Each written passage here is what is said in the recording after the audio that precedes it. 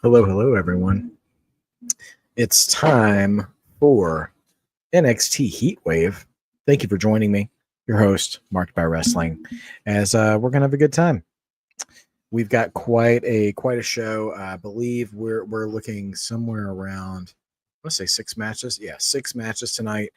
One, two, three title matches, and a number one contenders match. So we are getting started right about now. I want to make sure I'm with you for the entire broadcast. So let me plug in my charger here and make sure the feed doesn't die. Good to see everybody. Justin, JR, Sophie, good to see you. Tyrell, good to see you as well. And Zach, happy National Waffle and National Peach Pie Day to you as well. Peach pie sounds great. And yes, we will be running. We did run predictions for those of you guys who were with us this week with A and B combos. Dossie, good to see you. We're here in Lowell, Massachusetts, which I'm curious what the temperature is there, because I can tell you right now, Southern California is running a heat wave. Okay, so we've got an sort of ECW arena style presentation. Javon Evans. Oh, Javon dressed up tonight. Okay. Well, he should. He's in the main event. So Javon Evans versus Obafemi.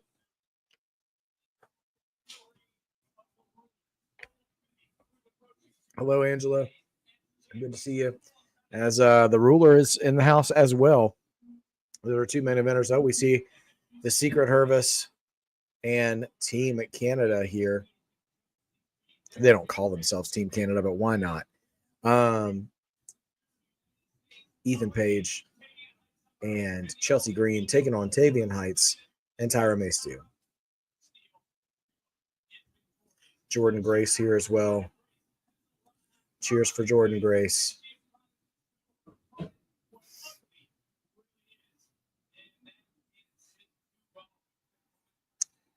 There's a decent ovation for Blake Monroe as well.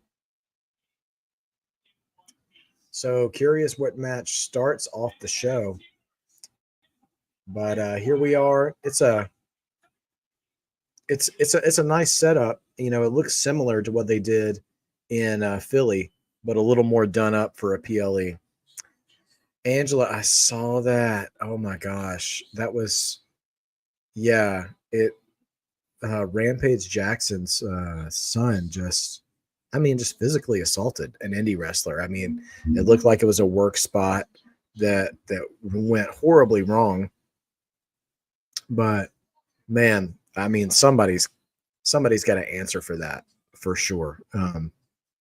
That was just it's funny, on the same day as an AEW pay-per-view. That's honestly the most disturbing thing I saw. I mean, because it was real. But anyway, it's just absolutely crazy. Absolutely crazy. Hopefully everybody gets kind of whoever needs to be dealt with gets dealt with in the right way for that issue. Just terrible all around. So yeah, I mean, that's the name of the game, Angela, is when you're wrestling, you know, you got to look out for each other.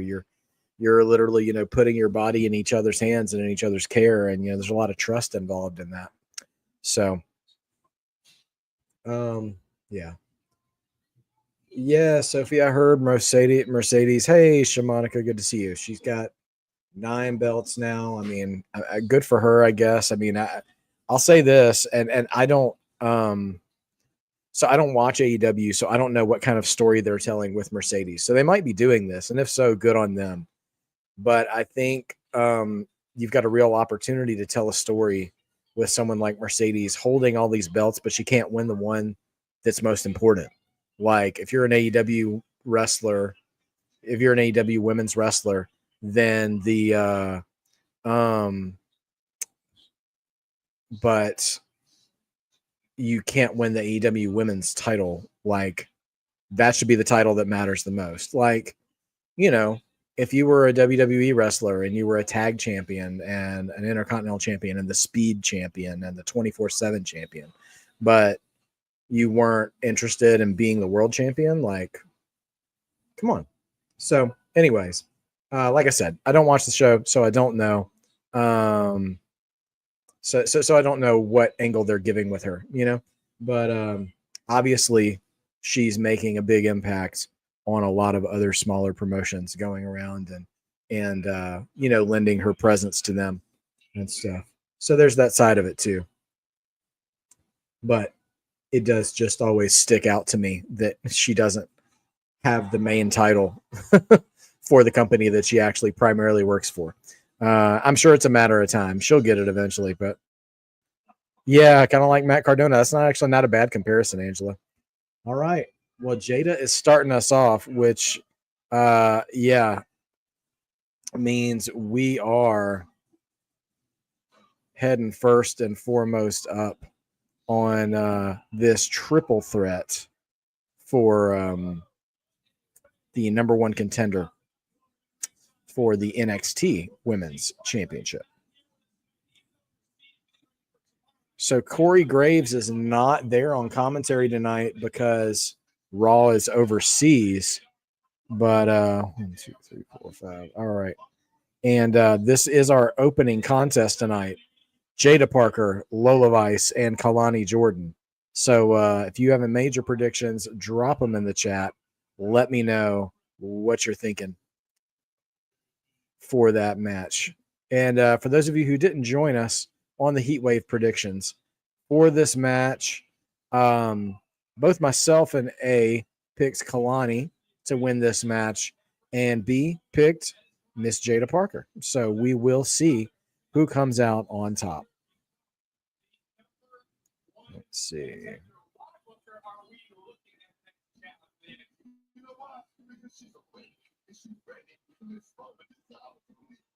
Okay.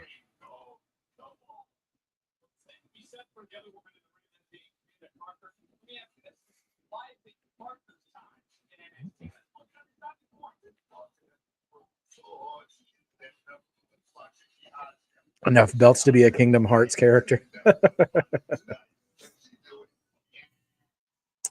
Let's see.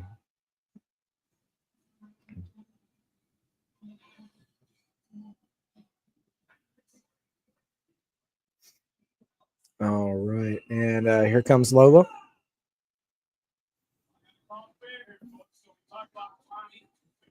Lola making a big impact in AAA since WWE took over.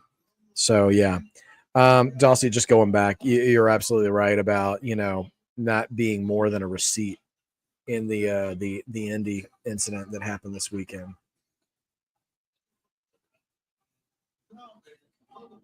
Okay. These ladies are ready to open up the show.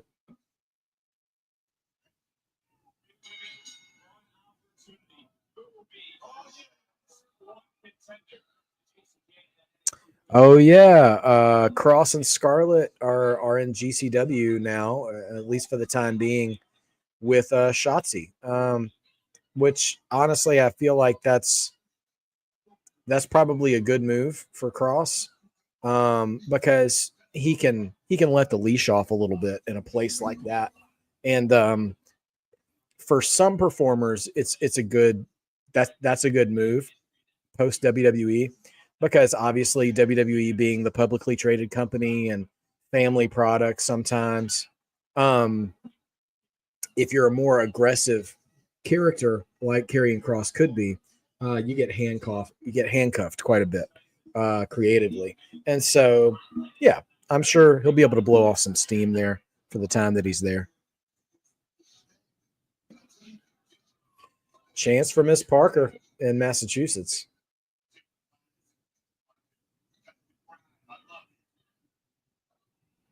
Double head knocker there.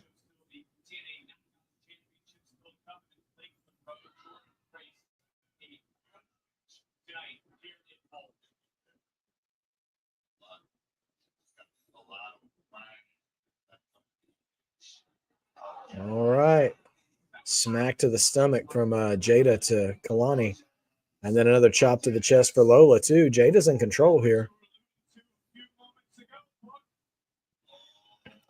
Oh, she's about to start high stepping out of the corner here any second. She got both ladies bridged up in between the ropes. Here we go. And the crowd's into it. Crowd is here for Jada Parker. Tyrell, I have not played the Naruto games. Is that something I should check out?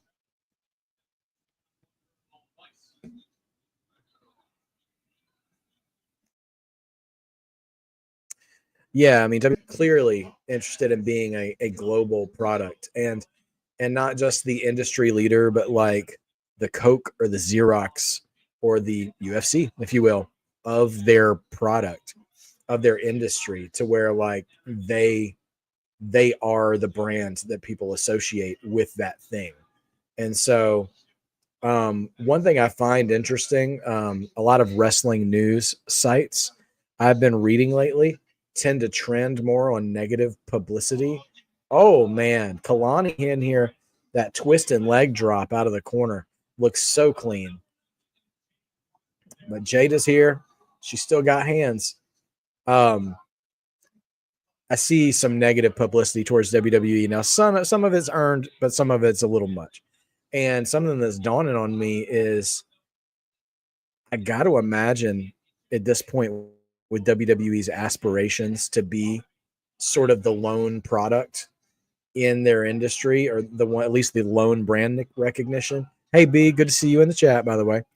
No wonder. I'm sure they're distancing themselves from like wrestling journalists because they're getting named in publications like Variety and Sports Illustrated and the Hollywood Reporter and like actual entertainment industry publications, not just people with websites and stuff. And I don't mean to diminish the hardworking wrestling journalists of the world, but there's a clear line of delineation between all the people we follow on Twitter and the people who have been these publications for decades, you know? So it's just different, you know?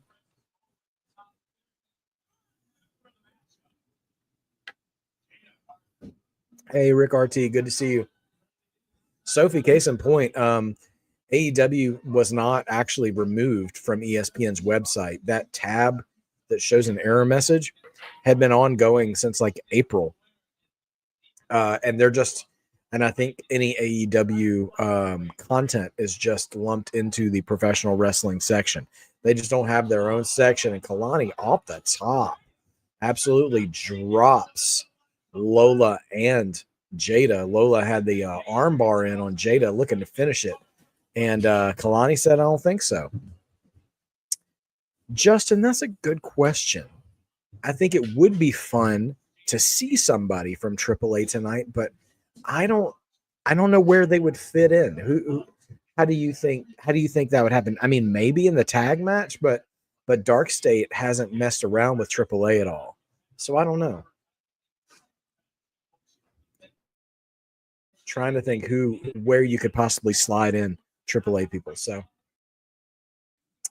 yeah, Sophie. So the NXT PLEs are still going to be around on Peacock for a little while, which is good, especially for the American audiences. The international audiences still have Netflix, which is nice. But reversal from Kalani over the top rope, answers with a super kick.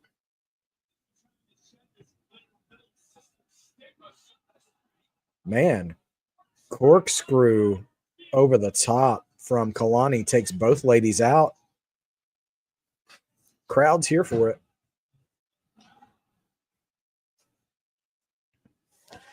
I do think if we get any sort of cross brand representation, TNA is far more likely than AAA on this specific show, unless Lahedra, is that her name, that's feuding with Lola Vice and AAA. I mean, she could show up in this match. I think that's probably that's the closest option we would have for an interference that would make sense, unless they just show Mr. Iguana sitting in the crowd or something tonight. But I don't know. They would do that on NXT, on an NXT PLE. We'd see. So we'll see. But All right, we got more reversals coming. That Dragon Sleeper from Lola Vice. Okay. Oh, my brother and sister A and B combos. Miss Parker just don't know. Let's go. What's up to everyone in the chat? Smash that like button. Give us your best demolition and smash that like button, please. Kicks coming from Lola Vice. And she's got targets on opposite sides of the ring. So we about to get double drops here. And then Miss Parker eats one and Kalani eats one too. Oh, we're getting more. She's running from corner to corner. We're going to get 3 hip attacks each. And these ladies are rocked. Ooh, it's like a Saito suplex almost there from Lola. But only get 2. Repo Man agrees. Yes, sir. Repo Man. Oh man, that goes all the way back. Yeah, Sophie. Okay, thank you, Dawsey. There you go for clearing that up for me. Only 2 from Jada. Now Jada going to cover Kalani. Yeah, the women's representation on Clash in Paris is tricky because obviously the original plan was Naomi versus Stephanie Vicaire. And they haven't announced yet a replacement for that match yet. So we'll see what we get from there. Okay. They've warmed the crowd up pretty good here in this opening match. Anthony, thanks for joining, my friend. Glad you could be here with us. Yeah, first match up, so you haven't missed any matches yet. Crowd's still chanting Miss Parker. I agree, Sophie. I think Demolition should have been in the Hall of Fame, but I'm optimistic that they will be there next year. I think them and Sid, the late Sid Vicious, Sid Justice, will probably both go in. I was really hopeful about Demolition last year, but once they announced the natural disasters, I just I packed it in, man. I figured we weren't going to get it. But yeah, there's going to be some interesting, like, you got to start asking questions at this point. You're right, Angela. Bray should be in at some point. I mean, after he retires, Cena is going to go in eventually. Rock hasn't gone in yet. We just had Undertaker. We've got Undertaker and Shawn and Austin, and all those and Triple H. All those guys are in now. So some of these Attitude Era guys. Who's actually who needs to go in next year? Forget all those other big time singles names. Foley. We got to put Foley in there because he hasn't gone in yet.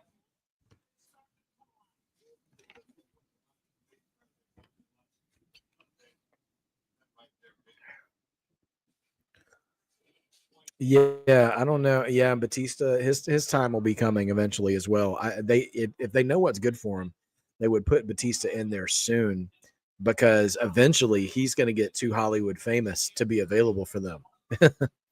Is Mick already in the Hall of Fame? I can't believe I overthought that. For some reason, I thought he hadn't gone in yet. But let's see.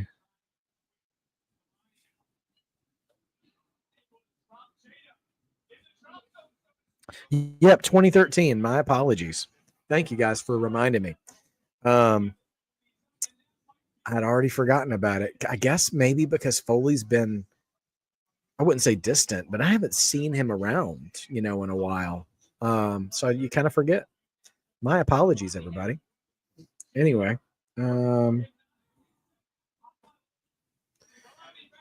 listen, I haven't done a lot of play-by-play on this match, but these ladies have been going for it in this match. Absolutely, been going after it. Kalani going up. She's going all the way up top. Hello. Thank you. Thank you, missus. the missus brought some snacks. We're so excited.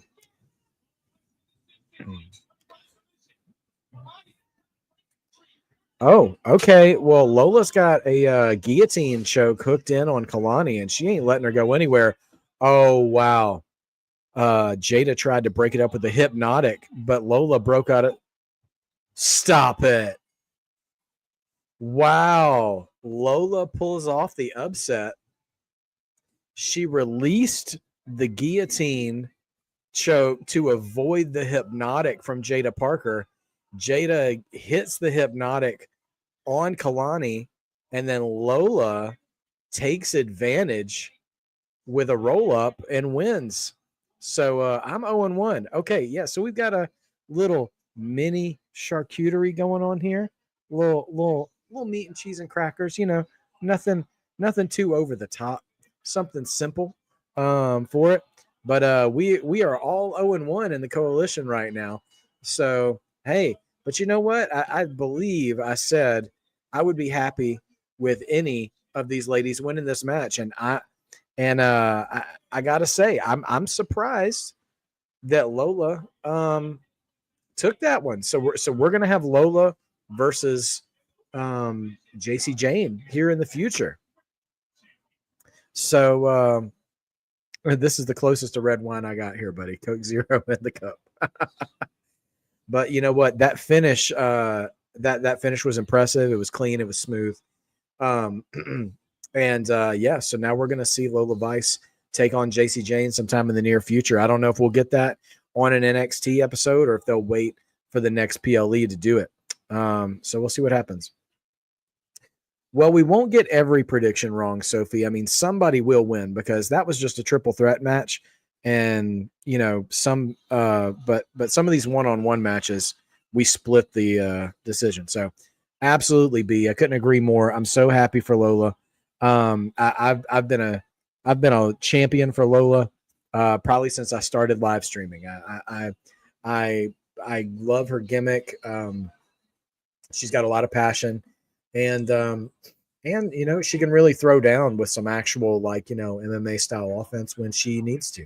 So we'll see what comes of this. I mean, I hate that I brought up La Hiedra, that who I'm going to look up and say who reminded me of that earlier in the match. Let's see. Couldn't be this far back. Well, we're in active chat tonight. I'd love to see it. Dawsey. Yeah, Dawsey, you were the one who mentioned La Hiedra. So, yes, A and B. I will. I'll share that. I can share it with you on a Google Sheet if that will work as well. It'll go right to your email address. So I'm doing that right now. I just sent it for you. So hopefully that'll be good. We're getting an Evolve promo from someone I don't know at this time, but a big dude who looks like Swerve's bigger brother. Anyway, yeah, so I don't know. You know, you bring up La Hiedra, and I'm curious if we're gonna have a interference there, or if Lola might be the next NXT Women's Champion. I just don't know that JC's going to keep holding the title. You know what I mean?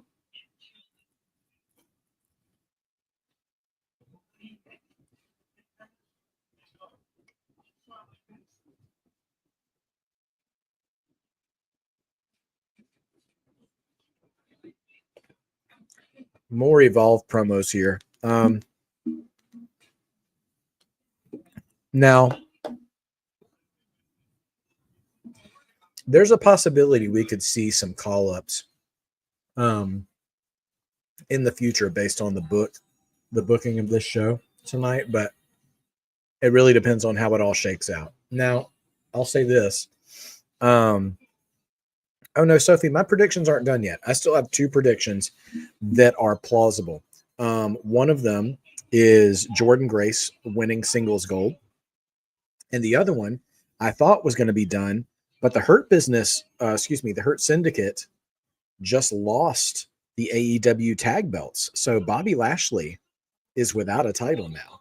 And one of my others was that Bobby Lashley would be AEW champion. That's still a long shot because of the way Tony Khan books big men, but there's still a chance. It's in that Dumb and Dumber phase of you're telling me there's a chance, kind of chance, but there's still a shot. There's still a shot for Bobby, and I still believe there's a shot for Jordan too. Although I don't know the way they're booking Jordan right now, what it will be. Man, they're giving a full-on Evolve introductory class right now. I probably should be paying attention, but I don't have time to watch Tubi on Wednesdays.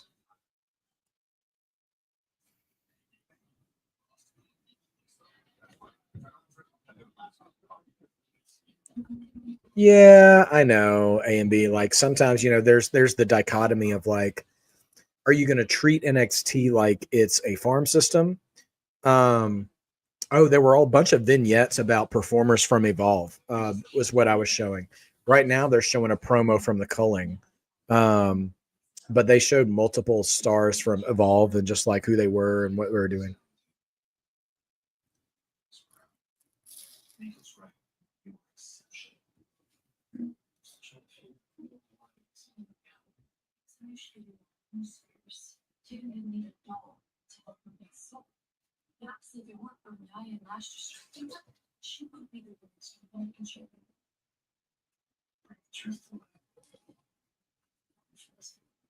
Really believe that, Izzy? Of course I do. I stopped you because I wanted you to be on your own merit. You guys really are the best, and you make all of us better. And we're gonna prove it. Actually, this Tuesday, you and I are going to together as a tag team against Ren and whatever this that she invited.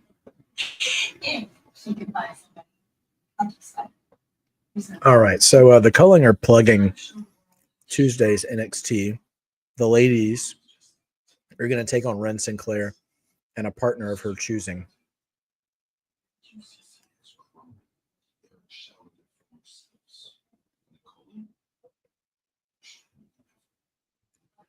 Okay.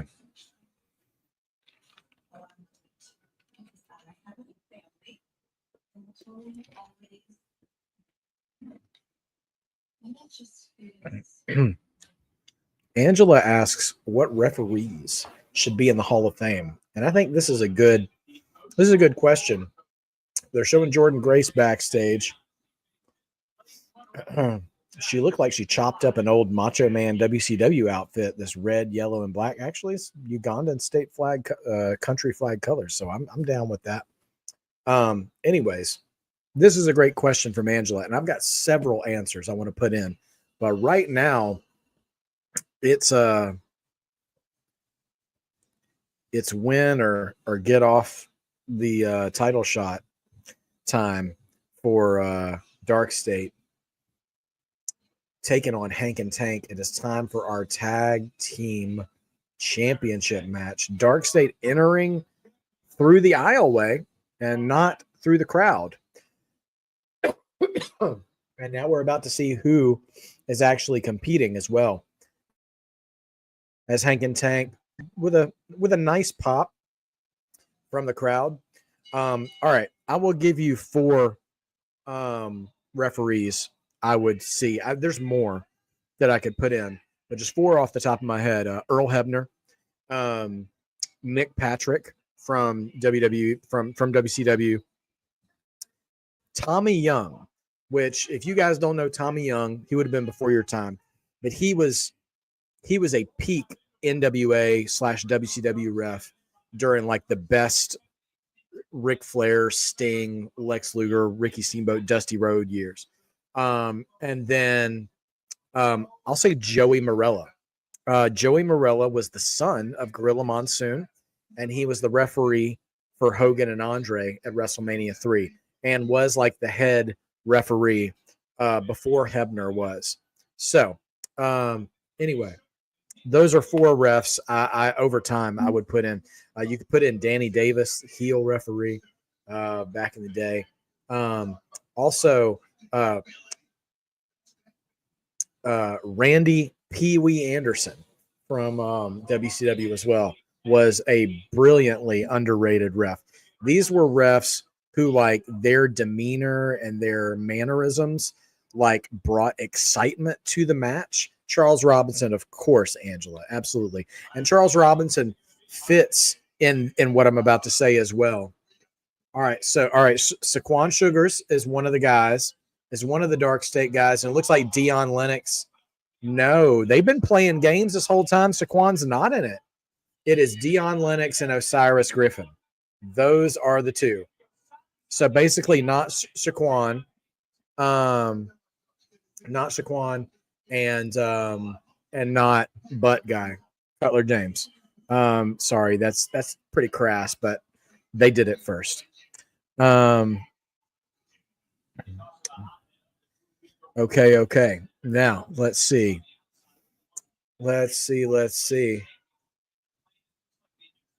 All right, Hank and Tank getting in there. They're fired up, going for it. Shamanica asked Mark, "Who is your new four horse women?" Okay, I glanced over that and I thought you said horsemen, and I'm like, oh, you want me to rebook the four horsemen? But no, four horsewomen.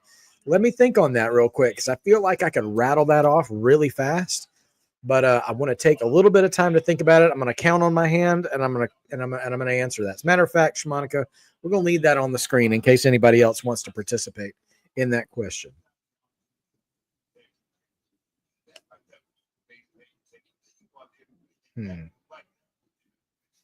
Looks like I've got 3 right off the bat. Pretty easy. So,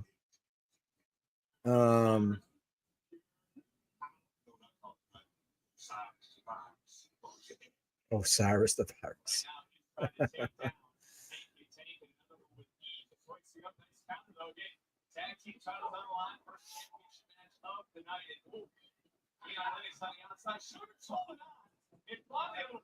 All right, you know what? I'm gonna give it. Bianca, Rhea Ripley, Io Sky, and Naomi. Those are my new 4 horsewomen. I was thinking about, you know what? I would say Liv Morgan or Naomi. That's a tough call for the 4th one for me because Naomi's been around for a while. She's been around since the original horsewomen. But oh man, big dive from Hank and Tank, both just dropping Dark State on the outside of the ring. They are fired up and they are not afraid of this group. I mean, why would you be at this point? But man, dual suicide dives, and they are waking this crowd up.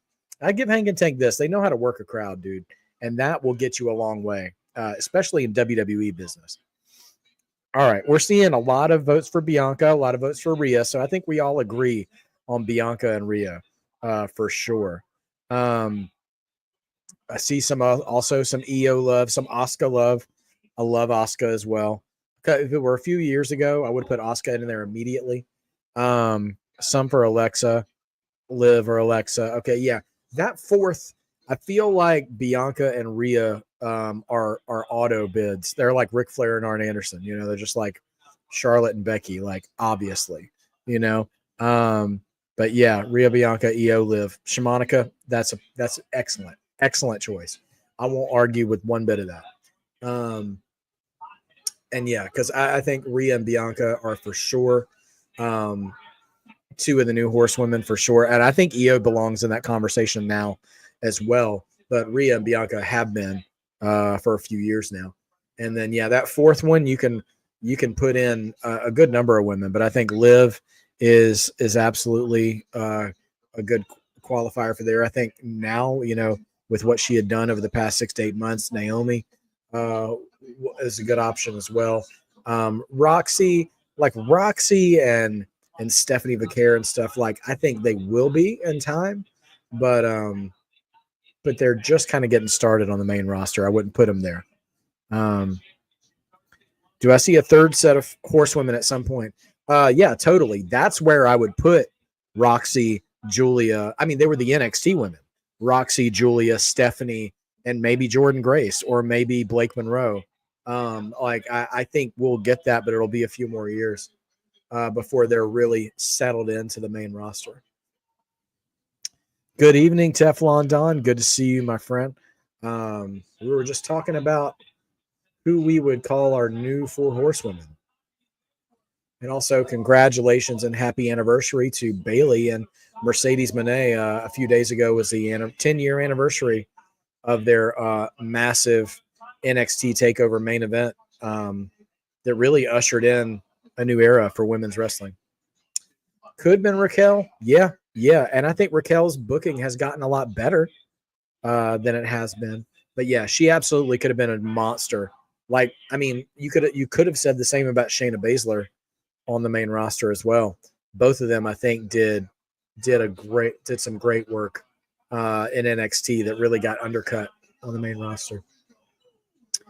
Do I think the group Evolution will go into the Hall of Fame at some point? 100%. There's no way they don't.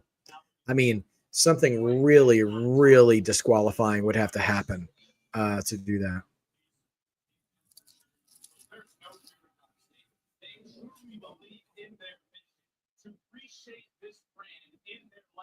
To have a little power, which means they gotta have control. And Booker, in your opinion, what happens to this division if these rogue athletes do win gold here? I don't think they'll be satisfied.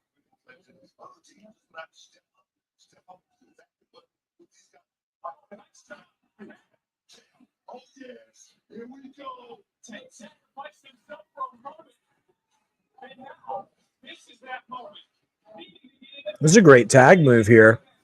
Dion Lennox threw Hank into the corner to like hit him in the turnbuckle, and Tank dove from outside over the turnbuckle to like suppress the blow, and it gave Hank enough energy to make the tag.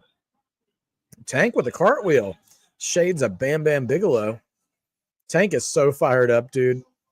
I love Tank as a wrestler, but like Tank, if he was a friend of mine, would absolutely get on my nerves to no end. He's just got too much energy. Giving some DX chops to Dark State too. Okay. Bubba Bomb. Only two.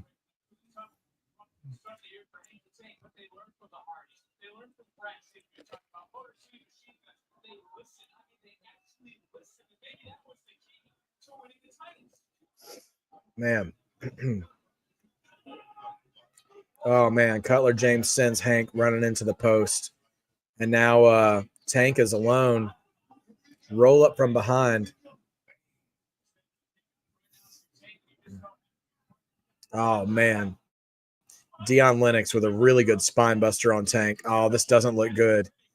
Double team coming in. Double power bomb. Oh, no. Tank kicks out. That would have been a really flat finish.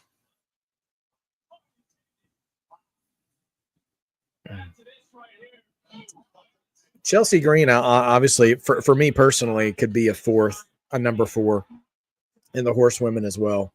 Because I mean, y'all know I love some Chelsea Green. I think she just goes all in on her performances, man, and I respect that so much. And yeah, man, I'm always entertained when I see her on TV.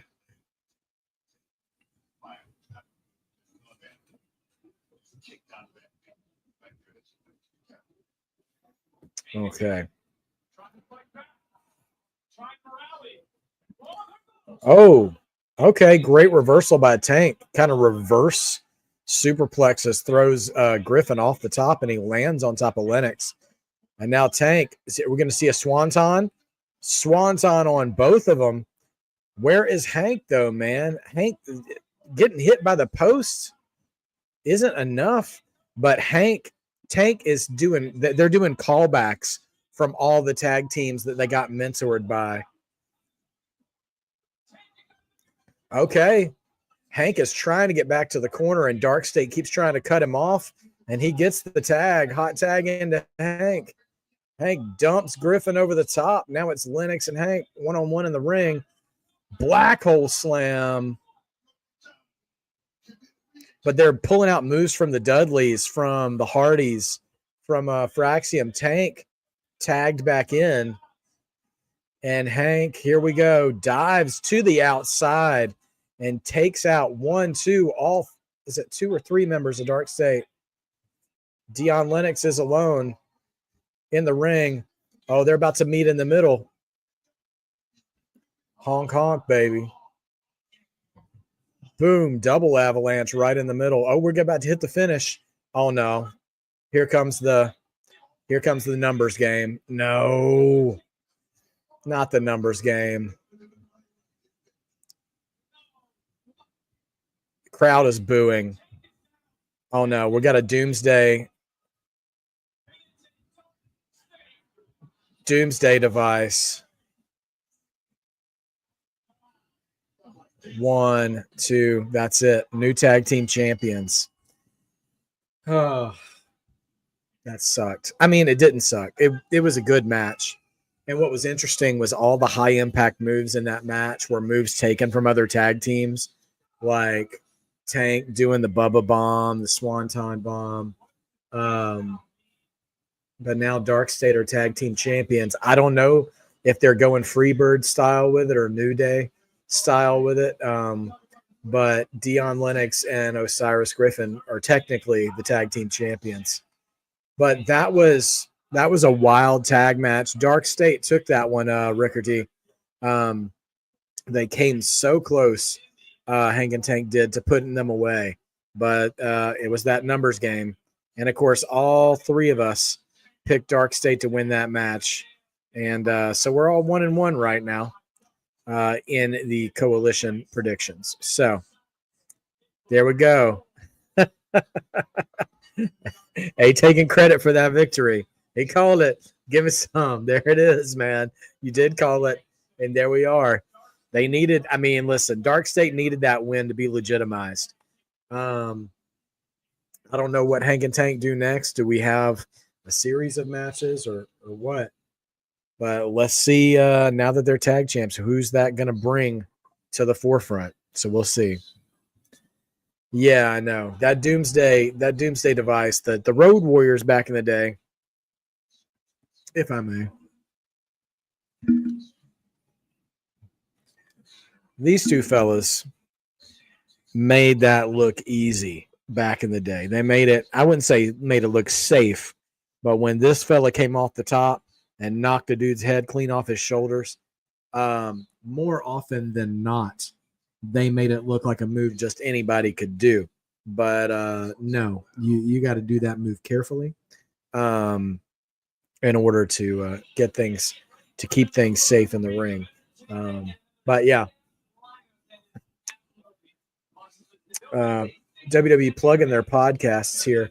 By the way, I will say, of all the WWE sponsored podcasts, I'm a big fan of Cody's Tour Bus podcast. Ava talking to Lexus King backstage. Let's listen in.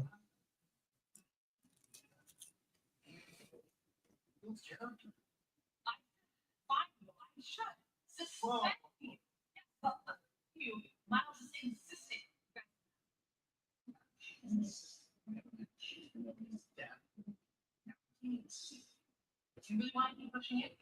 No.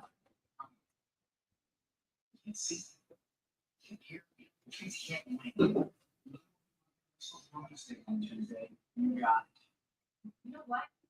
Because you took away my decision. I can't believe I'm saying this, but on Tuesday, you guys are going to go one. They're going to do a blind. They're doing a blindfold match. No. Wow. Okay. So we do have No Mercy. September 27th is No Mercy. Saturday, September 27th. And that is where Lola Vice will take on JC Jane. Now, Lexus King and Miles Bourne are going to be having a blindfold match on Tuesday. Well, I hope they've done better. I remember the first blindfold match in WWE, at least. Jake the Snake Roberts against Rick the Model Martel at WrestleMania. Is it 7 or 8? I think it was 7.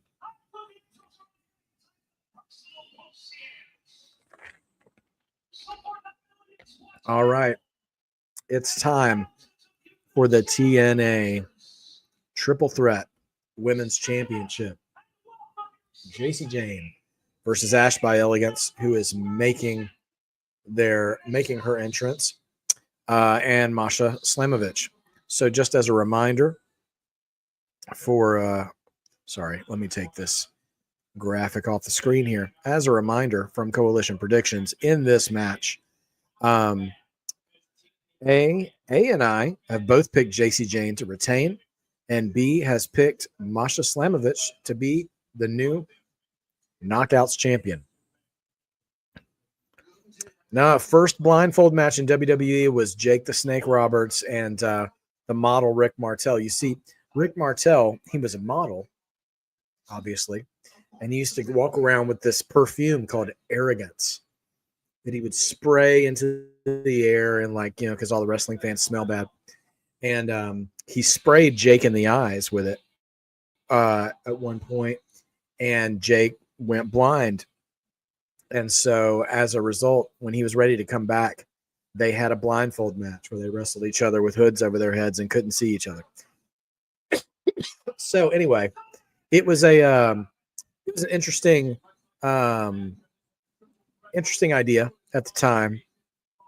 So, but now we're going to see it with Miles Bourne and Lexus King. So I'm curious. NXT is pretty good about doing some throwbacks and things. So we'll see what happens here. Now let's see.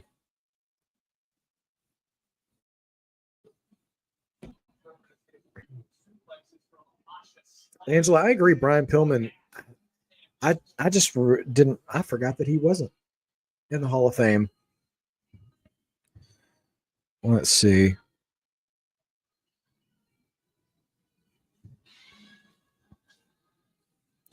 But I would absolutely love for Brian Pillman to be in the Hall of Fame. I would want him in the video game. I would want him to. Now, part of this is they're going to have a hard time with this because Owen, Martha's not going to let Owen go into the WWE Hall of Fame, which I wish she would. But I'll say this.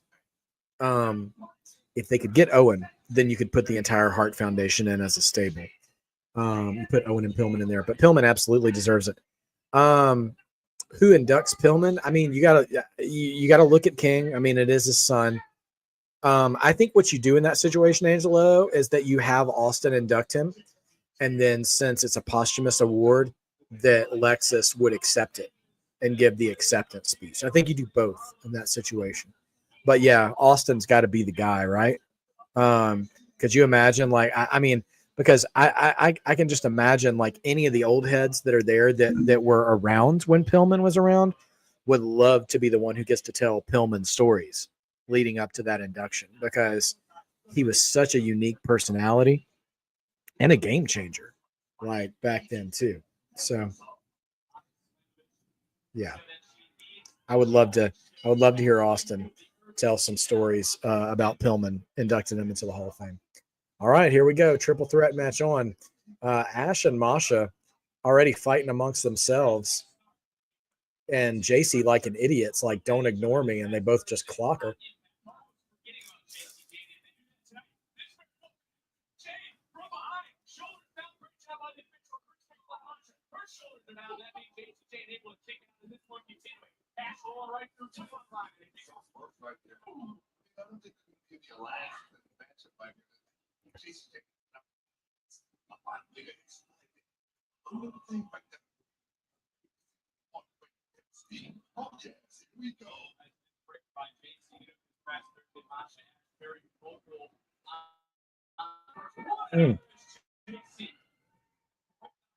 So we have our second women's triple threat of the night.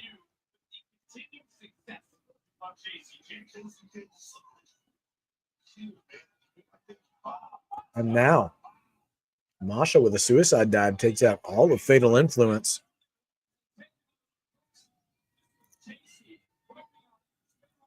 When JC jumped out of the ring, she took down Ash. honestly looked like she did dance. So there.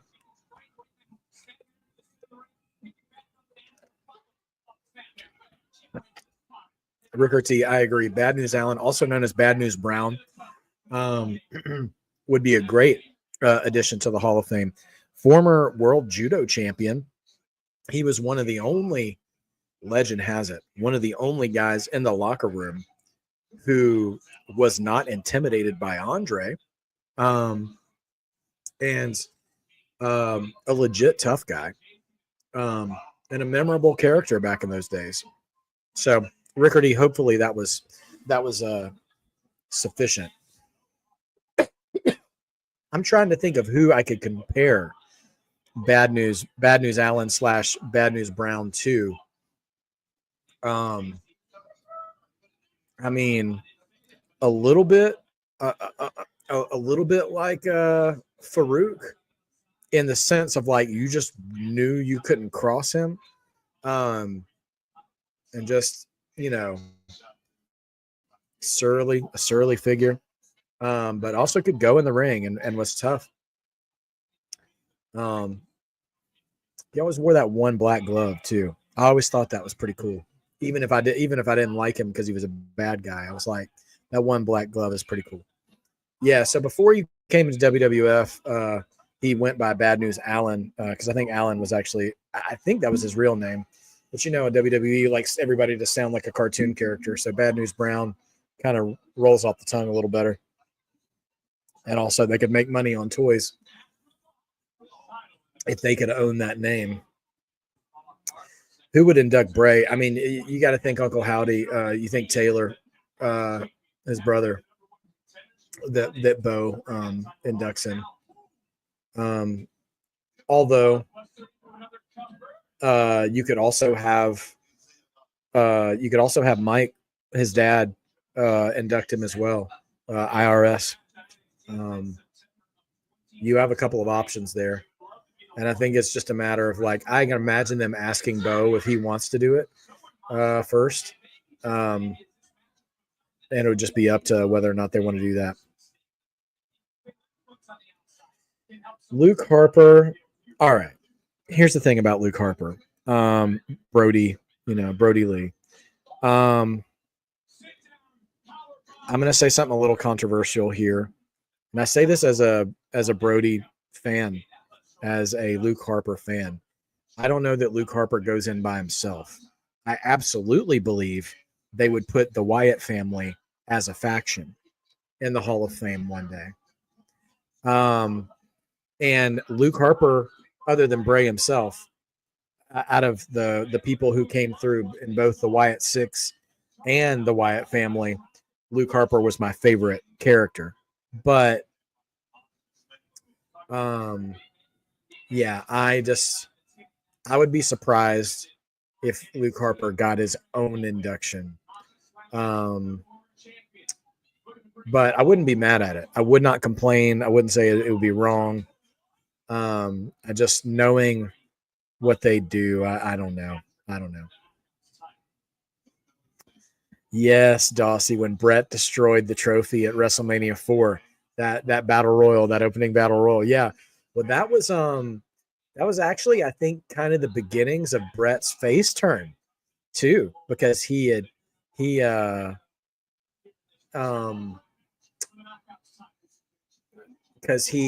had worked with Bad News Brown, like they teamed up to win the battle royal, and then Bad News, turned his back on him to win for himself. Air raid crash here? Oh gosh, man. Yeah, Masha in control in this match right now. A lot of bodily wreckage in the ring. Yeah, it was WrestleMania 4. So that was that was the battle royal they had before the tournament started. That you had three matches, sorry, in WrestleMania 4 that were not the tournament. That was the battle royal, Ultimate Warrior versus Hercules, I think, and then Demolition versus Strikeforce for the tag team titles. But other than that, it was just the WWF title tournament. But yeah, 1988, man. which interestingly enough, that day, WrestleMania 4, was the same day as Clash of the Champions, the first Clash of the Champions, which here's some topical vocabulary for you guys. Clash of the Champions counter-programmed WrestleMania 4. And they also counter-programmed WrestleMania 5 with another free Clash of the Champions show. Sting and Flair went up against Randy Savage and Ted DiBiase, and the counter-programming. And then at WrestleMania 5, Hogan and Savage up against Steamboat and Flair in a 2 out of 3 falls match. So good times to be a wrestling fan back then. Yeah, WWE has been involved in both the perpetrator of or the recipient of counter programming since at least 1987. The very first Survivor Series and the reason we have the Survivor Series and the Royal Rumble is because of counter programming. So y'all will be gracious with me when I don't have any sympathy for AEW over counter programming. WWE's been doing this for 40 years. So, and they've had it done back to them. Like Nitro, the Monday Night Wars were an example of counter programming. WCW counter programmed. I disagree, Sophie. Counter programming was worse back then because you didn't have the option of watching multiple things at the same time, of going back and forth between channels. Like when they counter programmed in 1987, they shut Starrcade out. Like they basically said, if you don't put the Survivor Series on pay-per-view instead, we won't give you WrestleMania. And WrestleMania was the proven wrestling product, on pay-per-view. And so cable companies cowered and did not take Starrcade, I believe, that year. But anyway, I think Starrcade was the show that was dealt with, and they had to move it to December. And that's why Starrcade was not in November anymore. Man, Meteor is going all back and forth. Anyway, sorry about the history lessons, guys. It's not any kind of indictment on the action in the ring. These ladies are leaving it all out there. JC saves her title with a foot on the rope. Yeah, they're really going for it.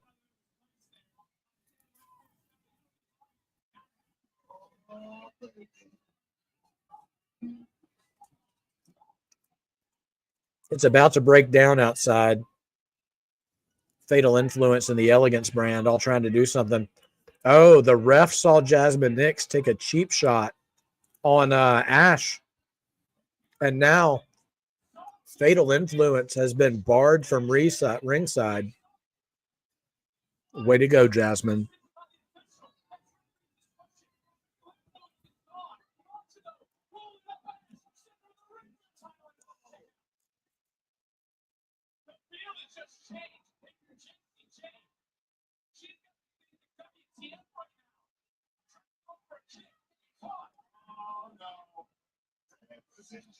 Wow.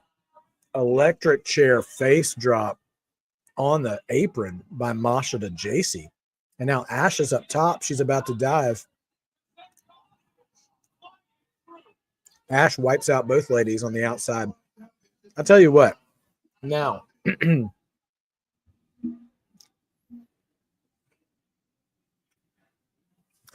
Shamanica, the rope break is for pinfalls, not submissions. I think it's submissions where there's no rope breaks. I think you can still break up a pinfall that way. But to be fair, WWE and NXT and all these brands have gotten really out of whack with what's a disqualification and what's not, and stuff in triple threat matches.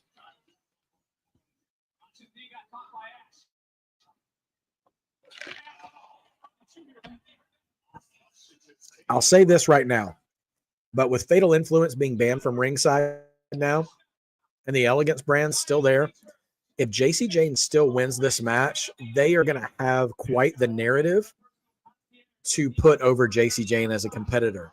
if she can win this triple threat match with no help.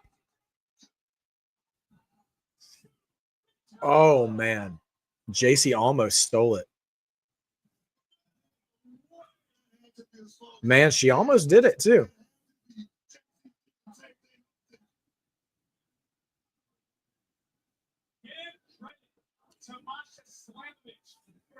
Are they chanting this match sucks?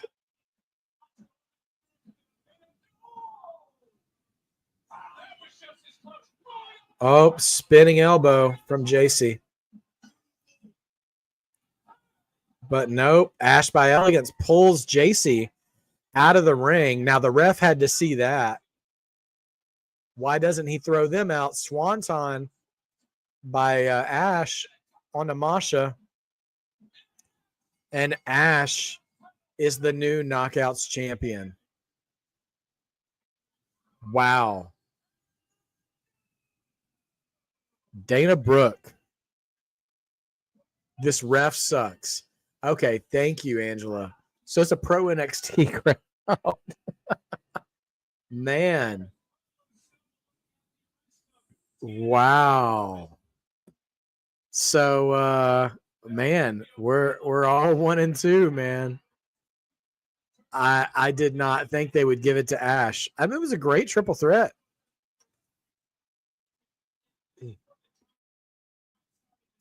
But listen, story-wise, Becky, an exciting show for horrible predictions, but a lot of fun for the show. I want y'all to notice this though. JC, I wouldn't go so far as to say she was in control, but she was doing well in this match. And then Jasmine got involved in the match when she was not asked to, and got Fatal Influence banned from ringside. And then the Elegance brand interfered in the match without the ref seeing it, that cost JC the win. TikTok, Jasmine Nix. I think we might see, we've been watching every week on NXT. Lainey Reed has been tiptoeing her way by Fatal Influence the past few weeks. I think Jasmine might be on her way out.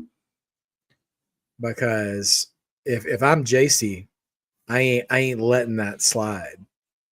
That not only did her help backfire, but her lack of presence cost her the match. So anyway, congrats to Ash by Elegance for sure for bringing the title back to TNA. And listen, that means something.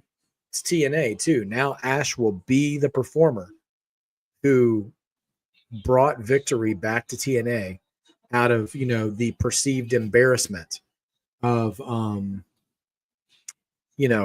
having JC take their title away from them.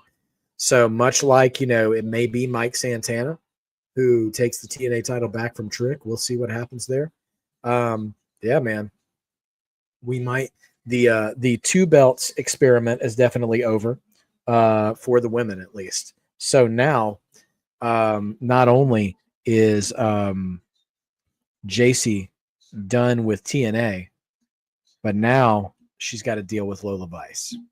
So we'll see how much Fatal Influence discusses TNA going forward, or if they just pivot right on and over to Lola Vice. We'll see what happens.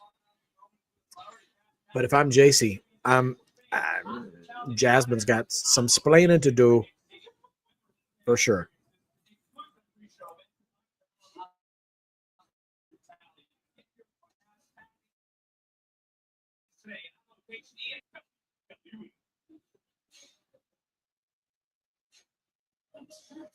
All right, Javon backstage, still selling his ribs. Oh, Ricky Saints coming to talk to him.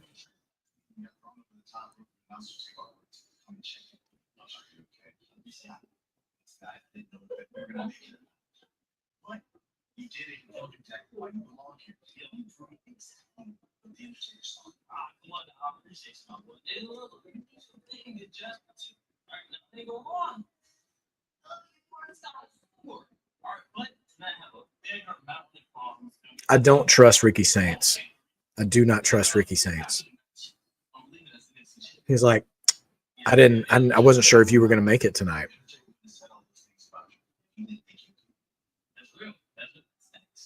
In addition to that, you got the WWE Universe. So I got my support. I believe. I appreciate it. I truly believe that you are the future of WWE, of NXT.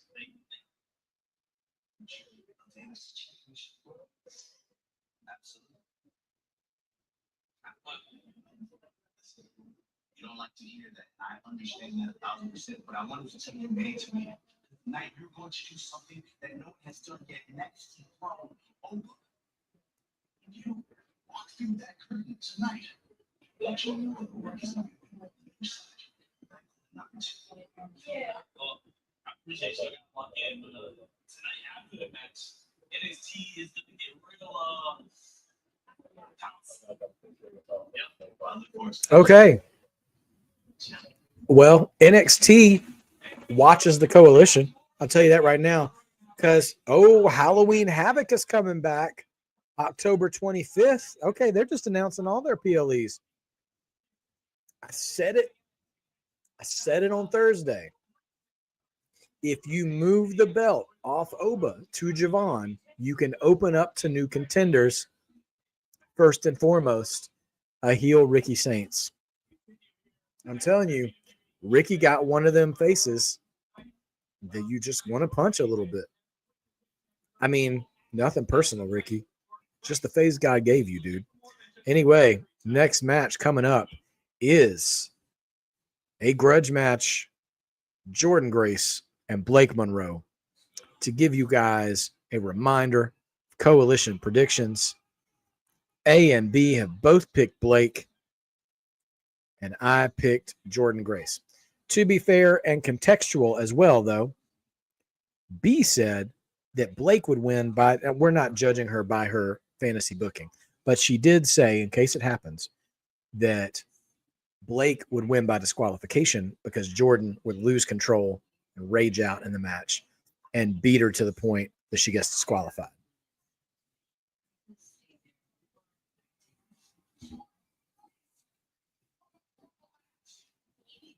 Angela, I think we get both. I think we get both.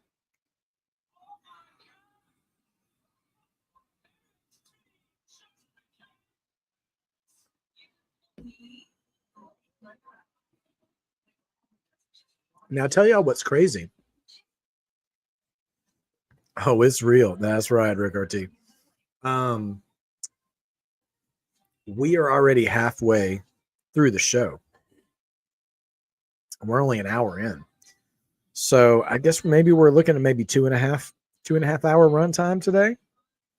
But by the way, I keep referencing our Coalition predictions. The winner today will walk away with our Coalition Predictions Cup with myself, A and B Combos Wrestling Edition. I am your current defending Coalition Prediction Champion. And right now we are tied at 1-2 apiece. And this match will give us, will break the tie. Either A and B will be tied for the lead, or I will have the lead standalone, depending on who wins this match. So we're still doing a video package. This is, and you know what? If you're watching, my brother, you'll be happy to see we're getting. It's not quite an old school video package, not a Coliseum video level video package, but we're getting a full storyline of Blake's arrival to NXT, her friendship with Jordan Grace, the betrayal, all this stuff. So you should know, everything and be up to speed going into this match. Which, look, it's not even that. I say it's not even that hard. I don't want to belittle the production teams, but also it's not a it's not too much though to do just to bring viewers up to speed on what's going on.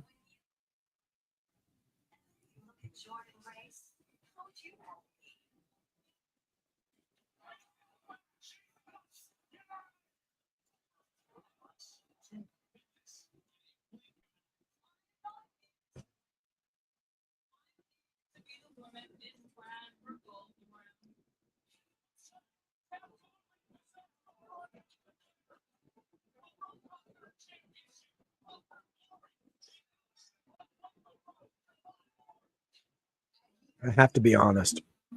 And thank you, Ricker T. Like and subscribe. Join the family. Join the fun. Listen, we're here every Tuesday night for NXT for all the PLEs. We are up in our game. A little bit of busyness going on in the Mark household lately, but we do try to supplement with Raw and SmackDown when we can. And we also hit the big time PLEs as well. So our motto here is being a mark means you believe. Believing makes wrestling better. And all that really means is we don't watch the stuff to dump on it. We don't watch the stuff to complain about it. We don't watch the stuff to say, hey, this is so good. AEW sucks. We just watch it to enjoy it. We find the things we enjoy. We share that together. And so that's the space that we're in. That's the space that we are. And so, yeah, man, come be a part of it. Remember what it feels like to like watching wrestling, to like what's in front of you. We don't try to lift someone up by tearing somebody down, you know? Anyway, I got to admit, Blake's interest music's kind of catchy. I won't necessarily say it'll make my workout playlist or anything like that, but it's not bad. And here comes Jordynne Grace. Answer me this, you guys. I just want to ask you guys how you feel about this, because I keep thinking about how Jordynne has the capacity to be a top-notch star. Blake, obviously, capacity to be a top-notch star. I would honestly be even more excited if this feud was for the NXT Women's title. So let me ask you this. Do you like what we've gotten with JC Jane and Fatal Influence and the whole TNA story, the two-belt story? Or would you have rather Jordynne Grace beaten JC Jane and Blake Monroe done the heel turn, say, right after, you know? And so Blake could have turned on Jordynne after she won the title. And then this feud could have been for the NXT title. I'm just curious what you guys would have preferred. All right, here we go. Bell's ringing. And, Blake said, what did the five fingers say to the face? And Jordynne's like, it's going to be like that. And then Blake just running away. Blake trying to leave the arena. But that ain't happening. Blake is hiding behind Vic Joseph and Booker T. She just realized what she got into. Yeah, I think Jordynne's theme music is getting better. I agree, Angela.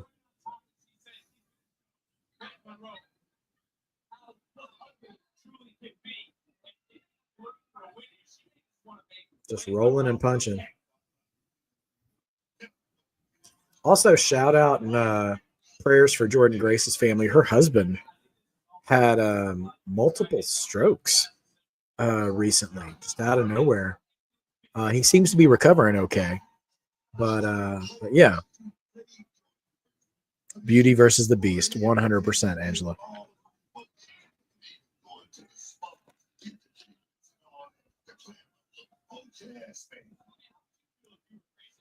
Hey, George, thanks for stopping by, man. I know, man. I can't believe we were all surprised to see Ash take that W. We're gonna have some interesting things play out, I think, on weekly TV going forward.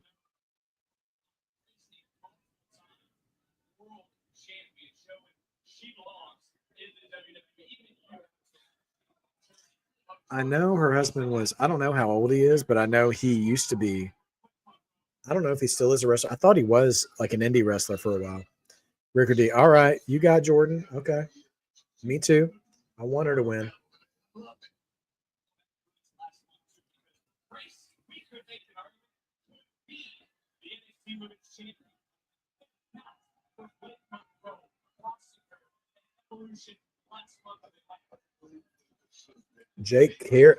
Jordynne carrying Blake up the steps. Good Lord. Blake Monroe slips off, grabbed her by the back of the hair, and slammed her back first on top of the steps. It was nasty. And now smacks her arm on the side of the steps, too. Man.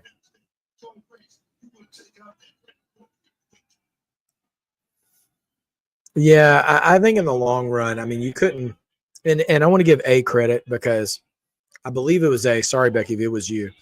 But one of our friends at A&B Combos was saying on Thursday, like, we really have kind of drug out this TNA, like NXT over TNA dominance a little long.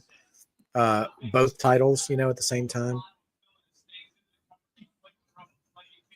So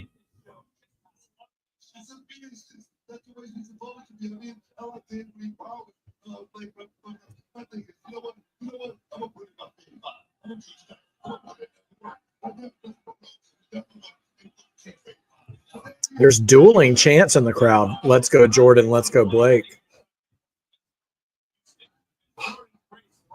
To the outside, and Blake Monroe, all joking aside, is in control of this matchup and looking to make a serious statement in the women's division. They're now trying to continue.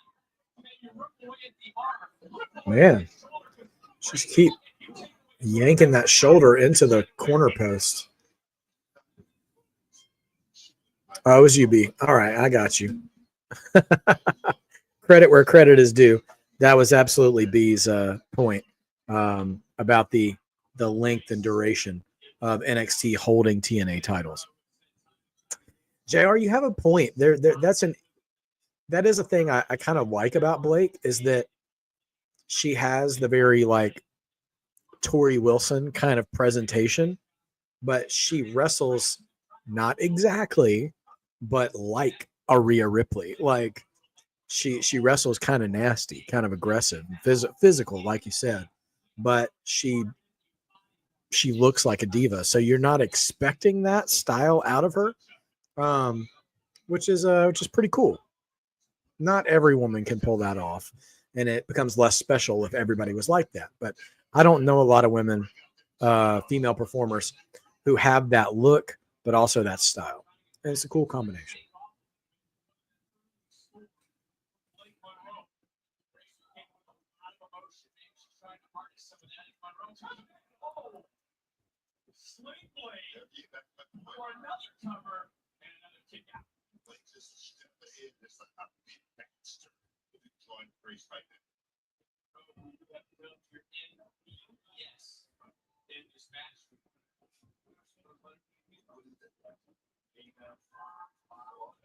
George, do I see JC dropping the NXT title soon?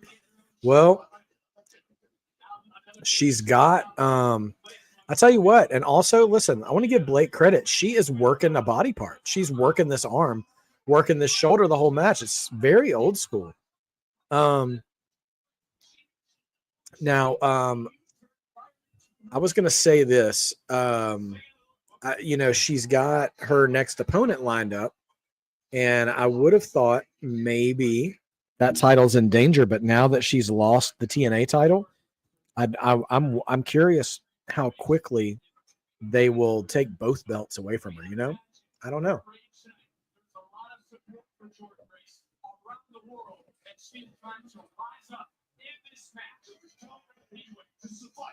I will say this. They have already announced No Mercy for September 27th and Halloween Havoc for October 25th. And I think by Halloween Havoc, I don't think JC will be champion anymore.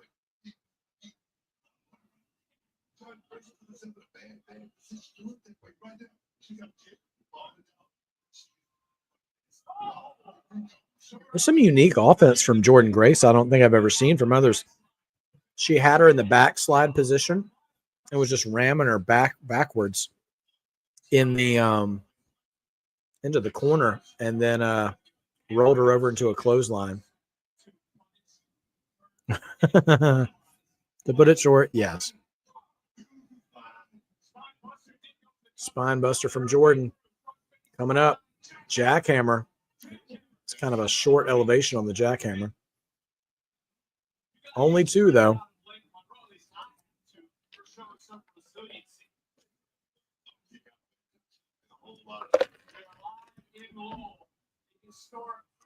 Yeah, well, she's defending it No Mercy already.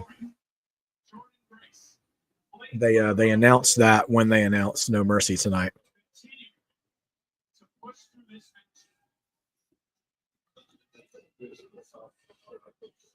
Uh-oh. Are we getting a reverse Alabama slam? Oh, no. We have an exposed turnbuckle, ladies and gentlemen. That's going to come into play. German suplex. Only two.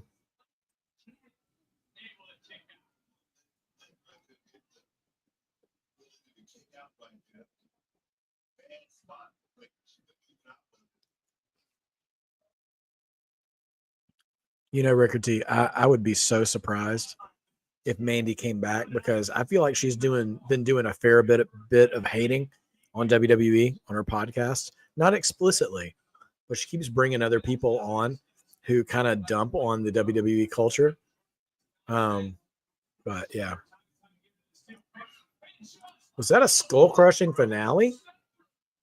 Oh, and over with a armbar submission. Wow. Oh, wow. Oh, man. Powering through. Uh-oh. My feed's cutting up. Okay, we're back.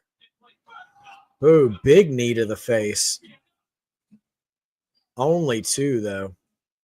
And we do have that exposed turnbuckle in the corner at the bottom. This has been a hard-hitting match. Respect to both ladies. Really bringing it.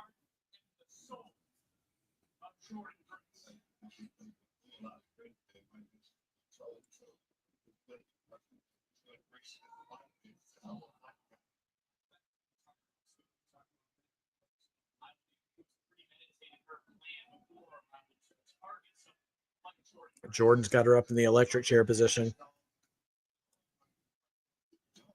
Oh, falls back into a bridge. Only two, though.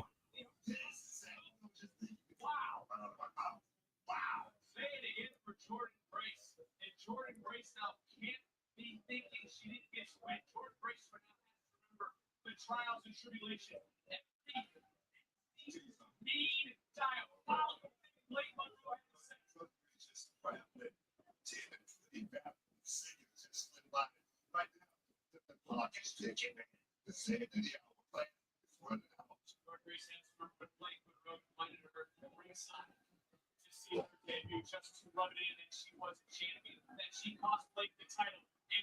And then, oh man, you know what?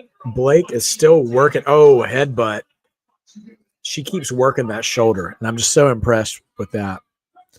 I think you're right, Anthony.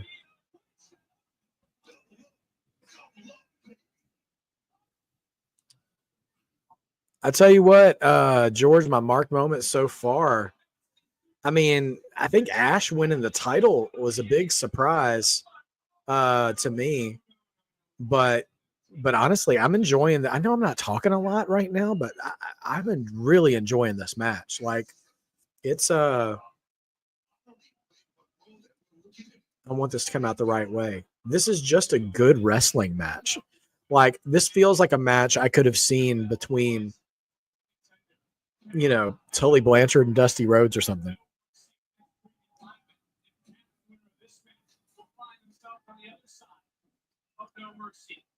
Maybe not Dusty, but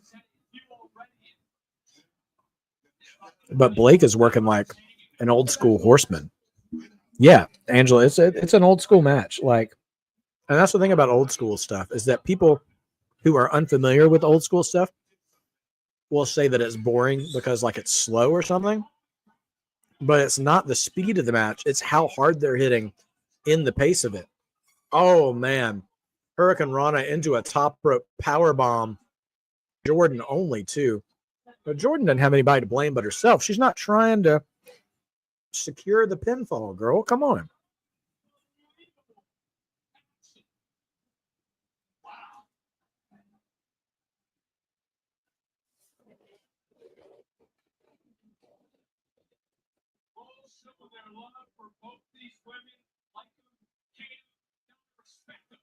Ooh.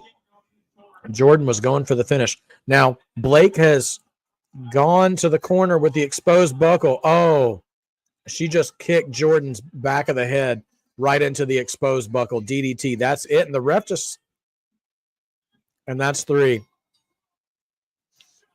Blake takes it. It was a fake out. Jordan charged Blake and almost went headfirst into the exposed turnbuckle, caught herself, but then Blake stomped her in the back of the head and put her right on that exposed turnbuckle. DDT 1, 2, 3. Yeah. Yeah. Once that turnbuckle got exposed, I knew I was in trouble. So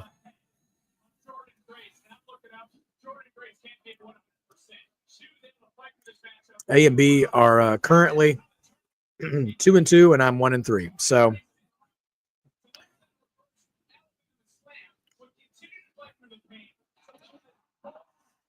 the only, yeah. So we will have a new Coalition Predictions champion. And it will either be A or B, and it will come down to the main event because A has picked Obafemi to retain and B has picked Javon to win. And I'm going to be behind by 1 pick at this point. So I can't make up the losing ground. So congratulations in advance to either A or B, who our new champion will be. Yeah. So yeah, once that turnbuckle got exposed, I knew that was a wrap for my prediction.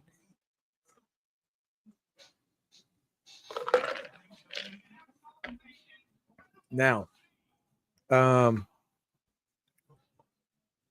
yeah, B giving her opinion on the match. I got that right, but it didn't go down how I hoped. Jordan here is just as a jobber, and that sucks. Yeah, I got to admit, they have not really. It's strange, right? Because she was a highlight in TNA, and they used her as how we're now currently seeing Masha Slamovich and Ash by Elegance as this threat to the NXT Women's Champion when it was Roxy, right? Her contract is up. They let her out of her contract. I don't remember what happens, but then they bring her over, and she's been in 2 Royal Rumbles, and they bring her over, and she is the bridesmaid of NXT. She is just not getting any love. And so the only thing I can think about that makes me hopeful. Oh, Jada Parker is given a backstage interview. I'm going to finish this thought, and it's optimistic. Lash Legend here to talk trash to Jada Parker.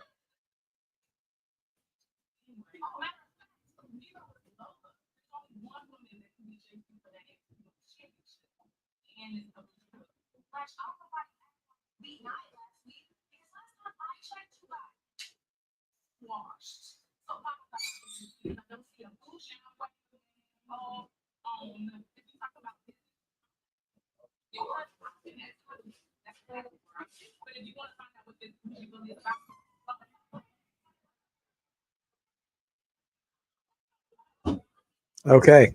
Fighting between Lash Legend and Jada Parker. Okay. Jada Parker and Fatal Influence getting interviewed backstage.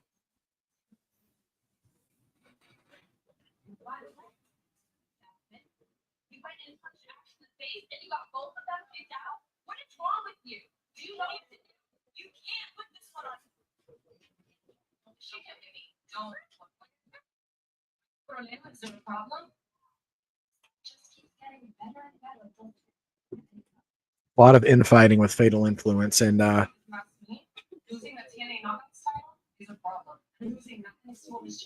hello, miss. Thank you. Do you want one? Okay. How is everybody? Great. Oh, and now here comes Sol and Zarya to help rub it in to Fatal Influence. I see 6 women in one place. You know what that means. Tag team match.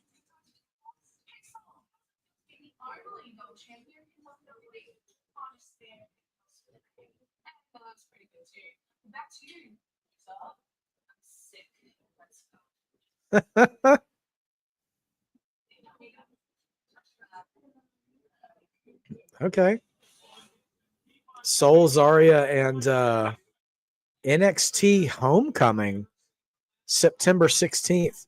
Oh, they're going to go back to Full Sail on Tuesday, September 16th. So they're going to be in the old school black and gold NXT arena, man. That's going to be fun. It's the day after my birthday. Exciting. All right. So anyway, this is what I'm going to say about Jordynne Grace. I can think of specifically one woman who maybe didn't get a fair shake or didn't reach her potential in NXT, but ascended to new heights in WWE. And that woman's name is Becky Lynch. Now, I'm not telling you that Jordynne Grace is going to become the new man. Becky is untouchable on the microphone. Jordynne Grace, promos are not her most strongest suit. All I'm saying is that the best of Jordynne has yet to be seen on WWE programming. And if she does get called up, maybe there's a chance she gets better booking. And that's all I'm trying to say. That being said, we're getting a full pro Canadian standard of excellence. Oh my gosh, we got Robert Goulet singing "Oh Canada" at WrestleMania 6. Oh, they've got the whole State of the Union podium. This is great. This is our next match, by the way. Leave your picks.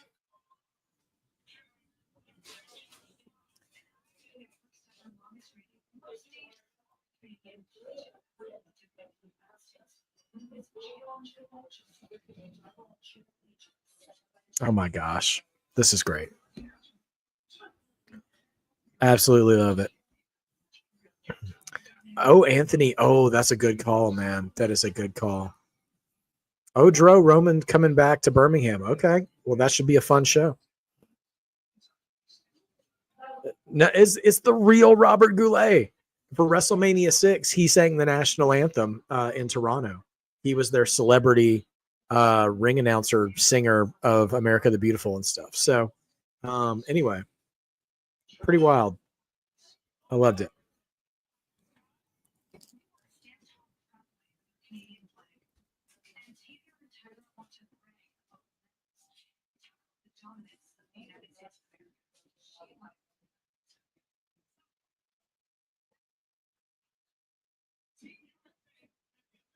Mozzarella sticks, the current snack.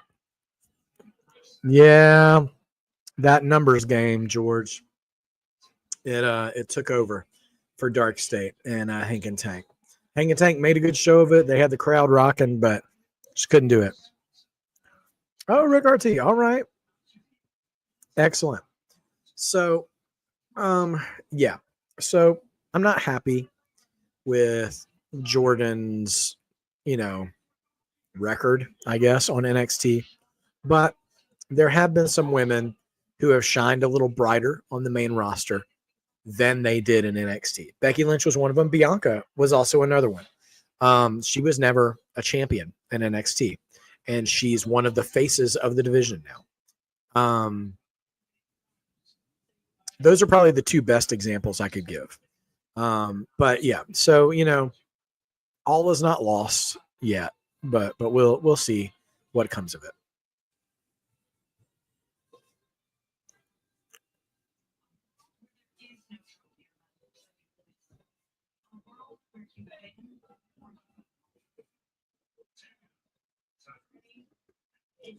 All this pro Canada artwork they're doing for this segment is just brilliant.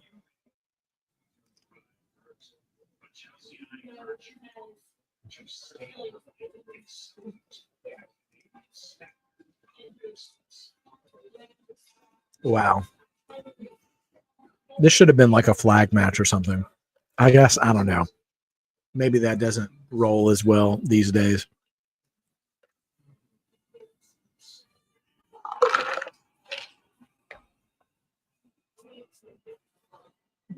Oh, we finished it off with Robert Goulet. Oh, I love it. Goulet. Goulet's rendition of Big Papa, by the way. Excellent. Maybe that was Will Ferrell, but whatever. All right. Here comes American Tavion. He's hyped up. All right. Just to give you guys a update with predictions, all three of us picked Team Canada to win this match, the Canadian standard of excellence. So we'll see if that holds true, or if Old Glory will come through with Tavion and Tyra May.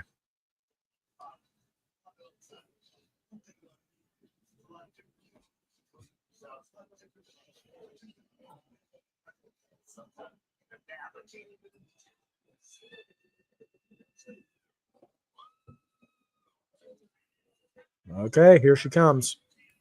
Olympic gold medalist.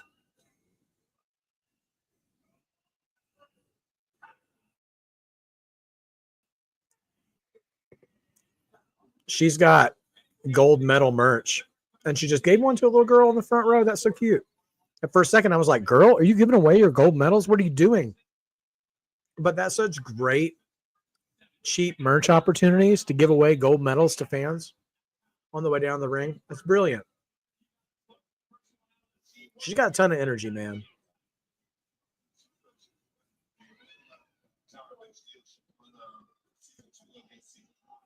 All right. Crowd has come awake for Chelsea Green.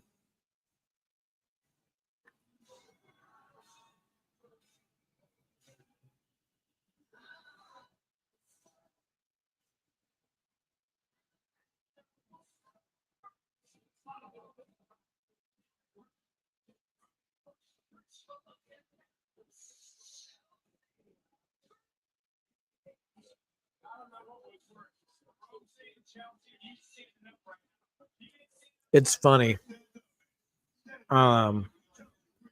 It's funny to hear a male ring announcer announce Chelsea Green.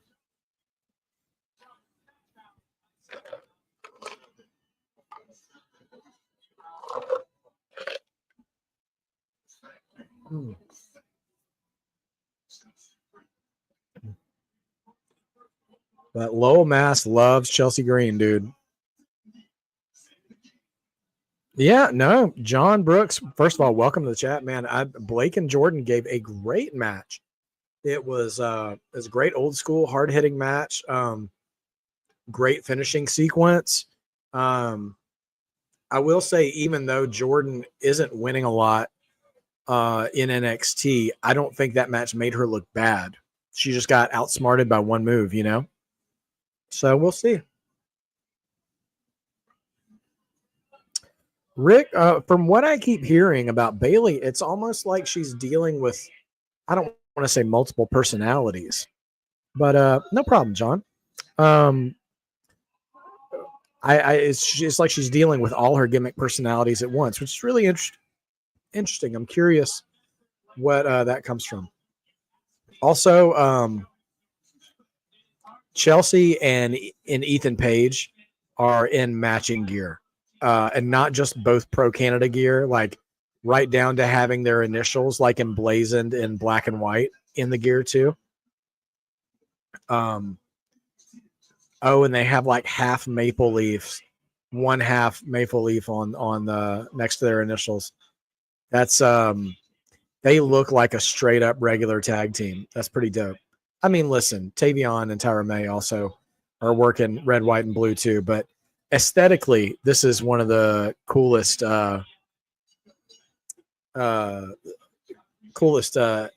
gear matches we've had tonight. I think Bayley's going to get darker. I think it's a possibility for sure. Anything that makes her even more interesting.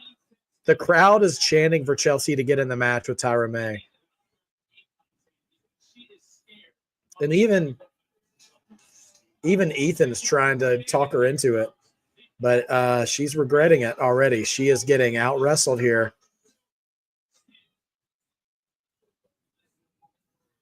This is so weird that two legitimate American Olympian athletes are kind of getting booed in America.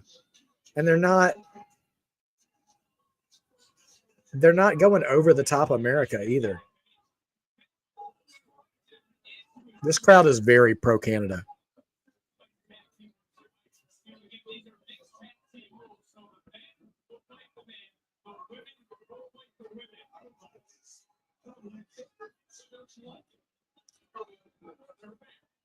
Man, they both dumped Team Canada out. I mean, It's a hot open to the match, but the crowd is behaving exactly the opposite.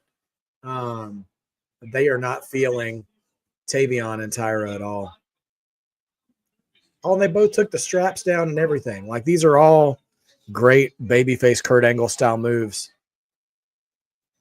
And they are cheering Canada. I mean, listen, Ethan and Chelsea work so well as a pairing. Like, the crowd is just behind that. That's not a bad idea, John.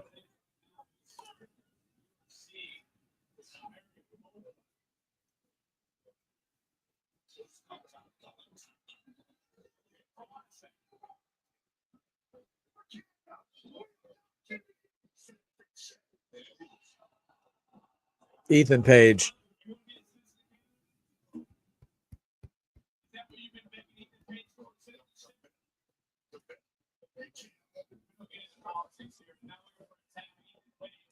God bless you, Ethan Page. Getting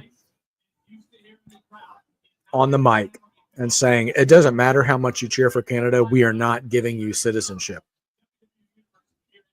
And finally got some boos from the crowd.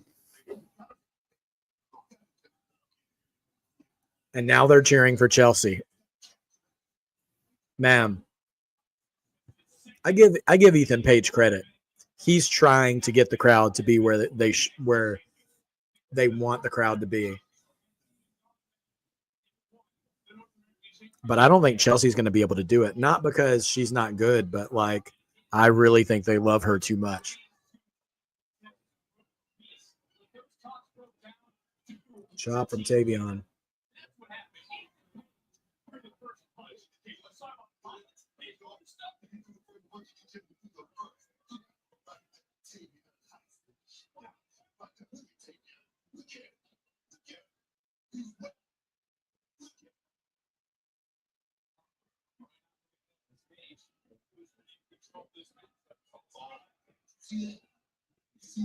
When Chelsea gets tagged in this match, this crowd is going to erupt. Unbelievable.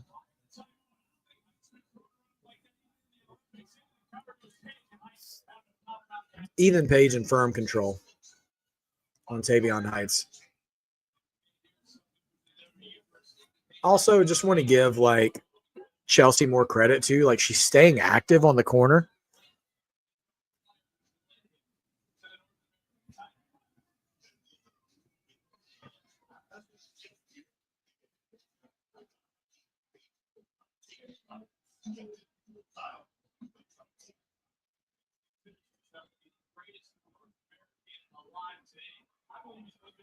Man, big clothesline by Tavion Heights. Good looking clothesline there.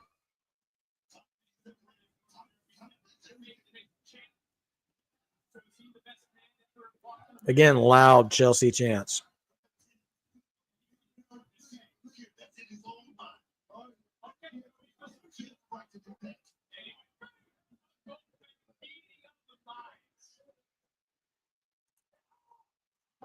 Wow. Chelsea ran in and drop kicked Tyra May off the apron to the loudest pop of the match. Code breaker. Nope.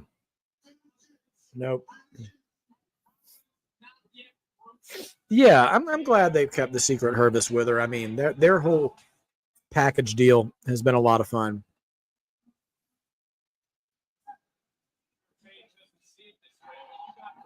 Now Chelsea is tagged in.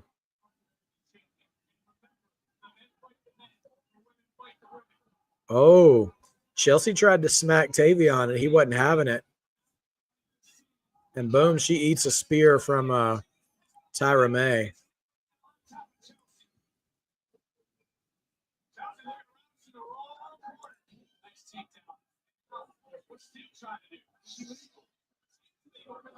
Oh, man. Tyra May with a slingshot. She smacks into Ethan Page. Does that count as a tag? Chelsea, with a meteor to the back of the head while Tyra May's on the middle rope. I guess that wasn't a tag.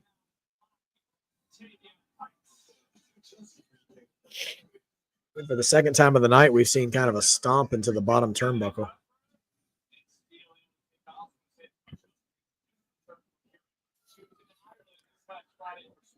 Well, they were open-handed too, so they looked more like slaps. I think she was going for slaps, but that's the thing is that Tyra May, I don't think she's even been around. Like, listen, like for actual wrestling, amateur style moves, suplexes, and things like that, like she's fine. But I really don't think she's even been under contract long enough to really like work on things like bumping and throwing punches and all that kind of stuff, you know? And so I'm not criticizing her at all. Like, I just don't know why they were in such a hurry to put her on a big, yeah, she's still new. And like, this isn't like a Jade Cargill situation where Jade had been in AEW for several months, a year or two, and then came over to WWE and was still green. Like, she's like green, you know? So because I really want to like Tyra May. But they also should be patient with her. The women's roster in all of WWE doesn't demand her to be shot up right away. They can wait and give her more PC time.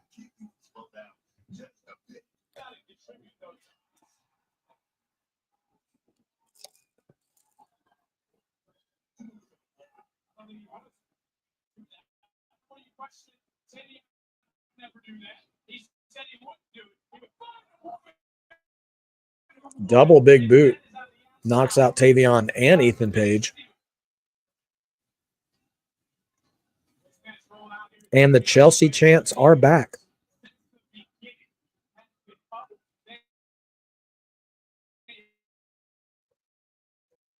Uh-oh. A little bit of a stream pause here while we're waiting to get back.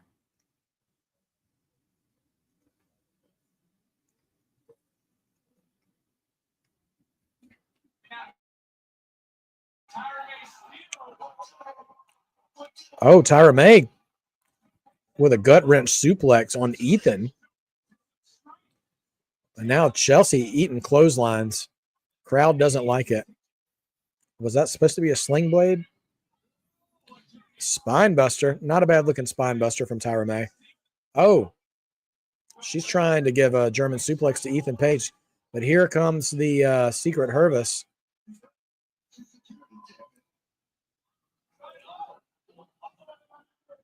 Wow. The momentum. Tyra May gave a German suplex to Ethan Page, who had Alba Fire in his arms. And now she's trying to slap the ankle lock on Ethan Page, but it's not a legal move. Tyra May not paying attention. She eats a super kick. And now we're going to get an unprettier. Team Canada about to put this thing away.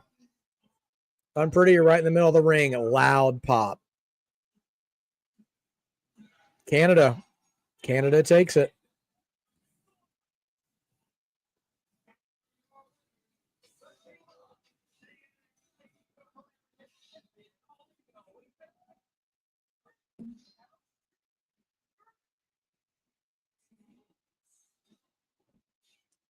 It's just not the same without Samantha Irvin saying her name, but it's okay.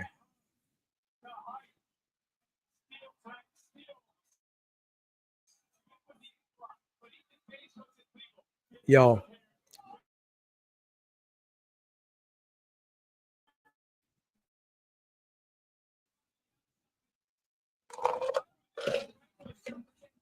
they need to put a belt back on her. Oh, man. Yep. Canada emerges victorious, and the crowd in Lowell, Massachusetts absolutely loves it. Well, guys, here we are. We are making our way to the main event. We've only got one match left. This has been a fast show tonight. This has been, honestly, like an episode of NXT, except every match has been a banger. And that match is our NXT title match. Obafemi, the ruler, defending against Javon Evans. And then that's going to be it. And we will have a standalone Coalition Cup champion tonight. We will have a new Cup champion. It will be either AJ or Becky. It'll be either A or B, depending on how this match goes. If Oba defends successfully, A will be our new Coalition Cup predictions champion. And if Javon wins, Becky will be our new Coalition Cup predictions champion. So here we go. And they will hold it for at least a week until we get to Clash in Paris, where we'll do this all over again. You know what, Justin? I think her first match, it wasn't bad. You know, when we say people are green in the ring, or you know, they're young, or they don't know much or whatever, sometimes we use that as an insult to people, but she is literally just so new. I didn't expect a whole lot out of her either. So for what she gave, I thought she was fine. Chelsea is the kind of woman you want to be in the ring with if you're new. I thought it was good. Josh Briggs is backstage talking smack to Obafemi.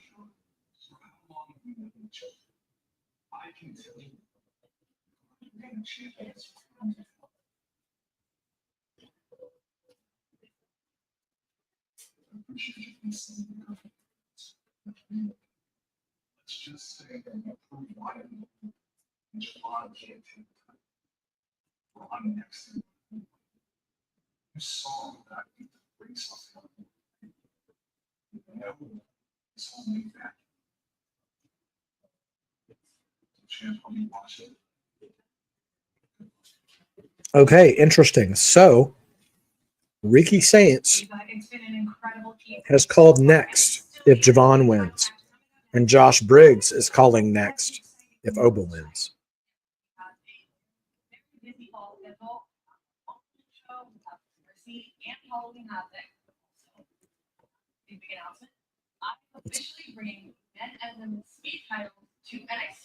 Oh, the speed titles are coming to NXT permanently.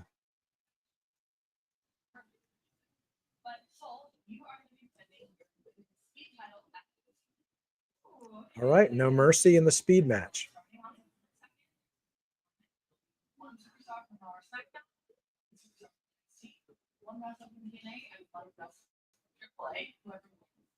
Whoa.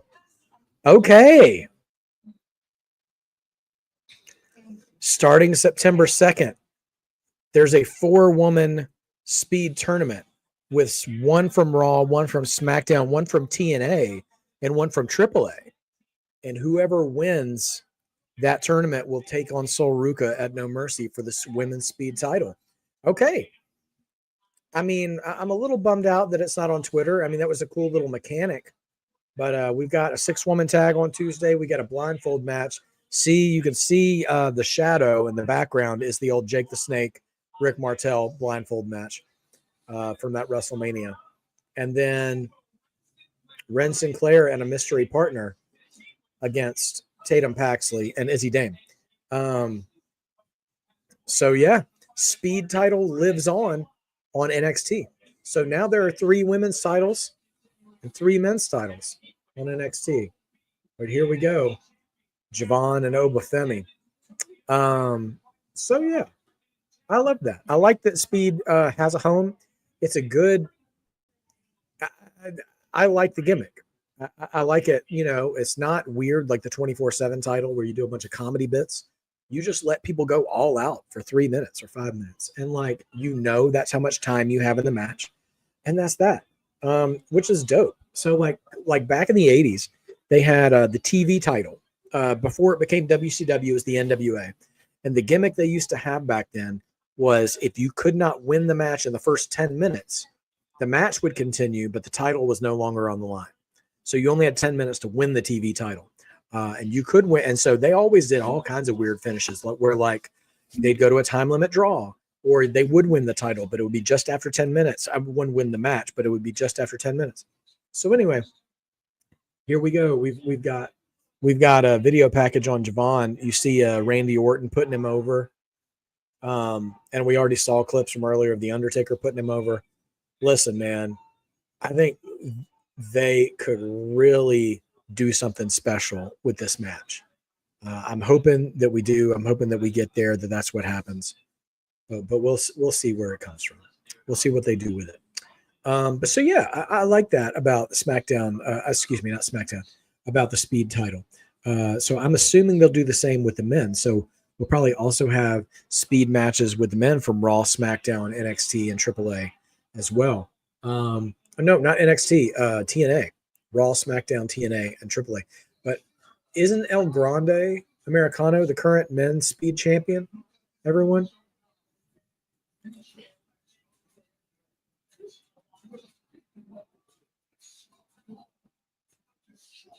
Because she did say it was the men and women's speed title that were coming to NXT. So I'm curious.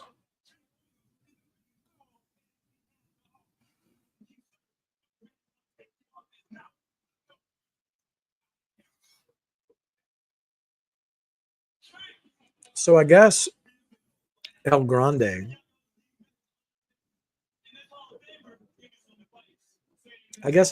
would be considered a Raw superstar, right? Oh, George, mozzarella sticks. Snacking on some mozzarella sticks right before the main event. So if that's the case, would it be a four-man tournament for the men's title, number one contender, where it would be SmackDown, NXT, TNA, and AAA? And also, if El Grande is the men's speed champion and the speed titles are coming to NXT, does that telegraph that whoever wins that tournament is going to be the NXT superstar? Or will someone from SmackDown, AAA, or TNA come over to NXT as a speed champion? Something to consider.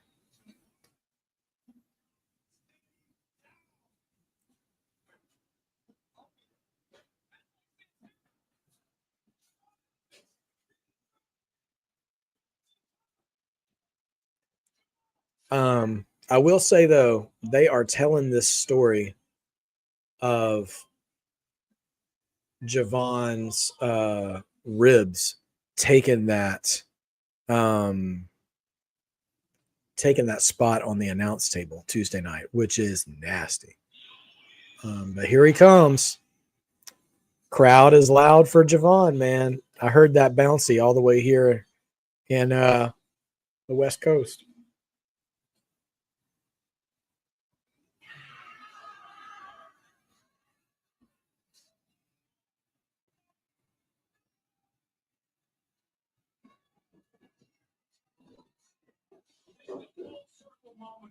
I'm seeing the vision right now, though. If Javon wins this match, could you imagine his first entrance on an episode of NXT? How loud that's going to be?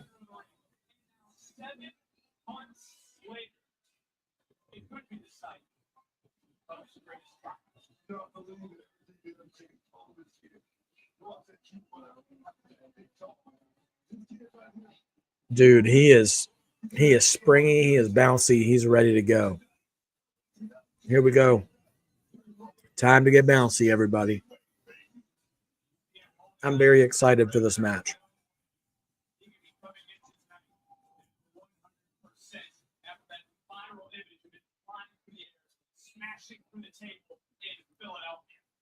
Yeah. Because listen, we all love Obafemi too, but Javon's story and his journey has been one we've all been kind of watching together, right? We've seen him at the bottom raise up. And so this is not a fabricated underdog story.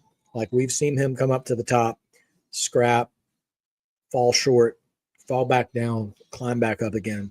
So this crowd, they don't hate Obafemi, but because they're chanting for Oba too. But I'm telling y'all, there is an affection for Javon Evans that the NXT fans have. And dude, this is, even though Javon's actually a pretty tall dude, it's a very, very David and Goliath story right here. Because not only is Javon going into this match, he's going into this match injured. So all conventional wisdom should say he doesn't really have much of a chance. But bro, yeah. Oh yeah. Obafemi, I said this on Thursday on our prediction show.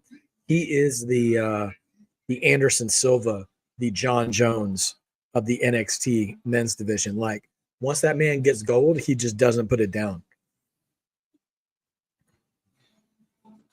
Last year, he won the NXT North American title in January, beginning of the year, and held it till October.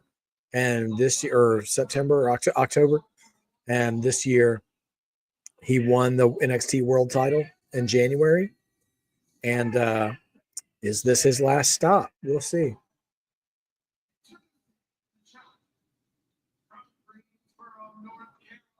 Oh, he's from Greensboro. Okay. Yeah, Justin, for real.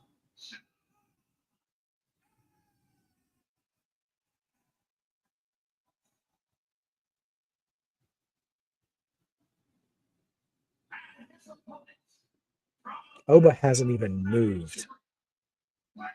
He's just standing there frozen. That's an icy stare, bro.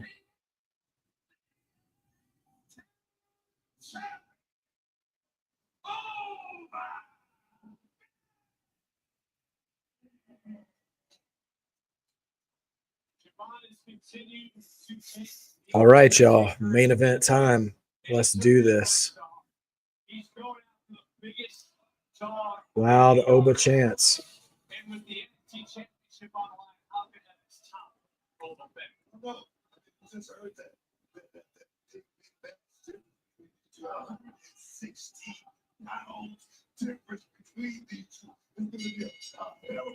We're gonna have dueling chants in this match for sure.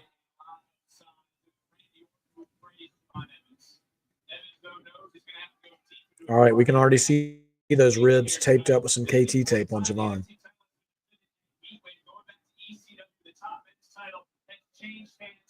Only one time Evans was part of that matchup last year in Heatwave. This is 2/3 of Stan Lillard's made it up from Vegas. If you want to run it back, they're doing it here tonight without Chip Williams. This is the first time Javon Evans has ever had a one-on-one opportunity at the NXT Championship. So many big moments.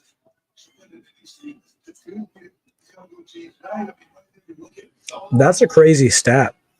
That this is Javon's only one-on-one title match for the world title, because it does feel like he's been a staple of the main event scene, but he's never had a one-on-one shot.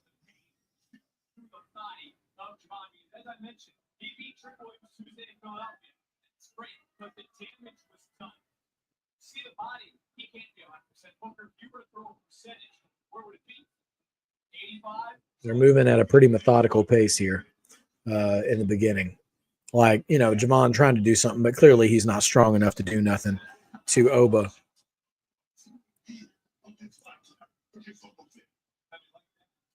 Oh, Javon laying the chops in, though, bro. Echoing over the arena.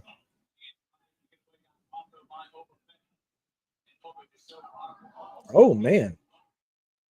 He's throwing hands at Oba, but Oba seems like he's not hitting him at 100% right now.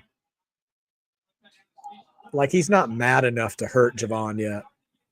Oh, Javon with a springboard cutter, but Oba catches him. And now, whoa. And just good grief, a shoulder block sends Javon spinning. Dude, Javon, this is such a big brother, little brother fight.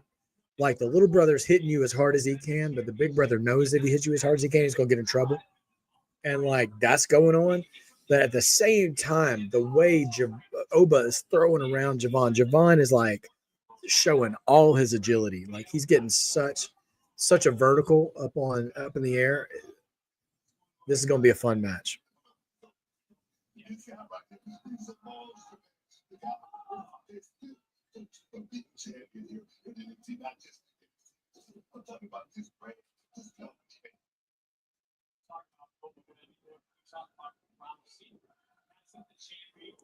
The young, the dueling chants are a young OG, and then the Obafemi grunt.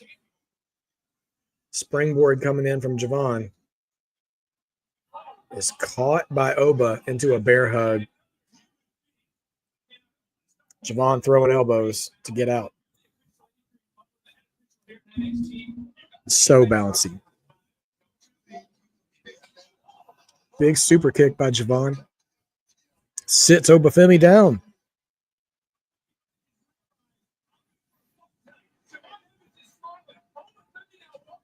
Oh, and another super kick going for a cover. Doesn't even get up for one. Like, he gets up before one. Javon going up top again. Nope. He saw Oba get the knees up, and he caught him. And it hit it with a double stomp.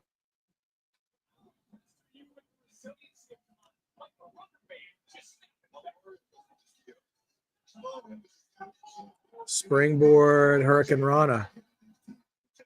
Now he's getting some moves on Oba.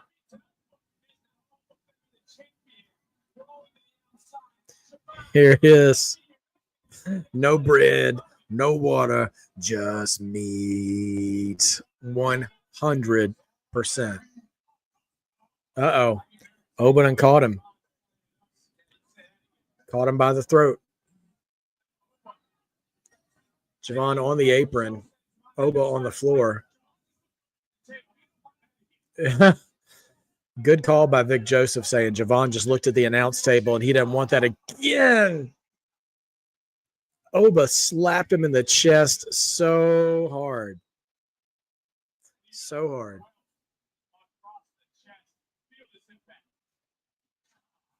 Man, what a shot by Oba.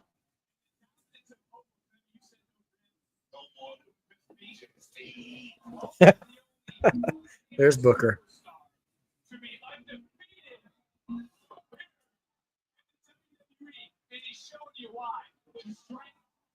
Mm.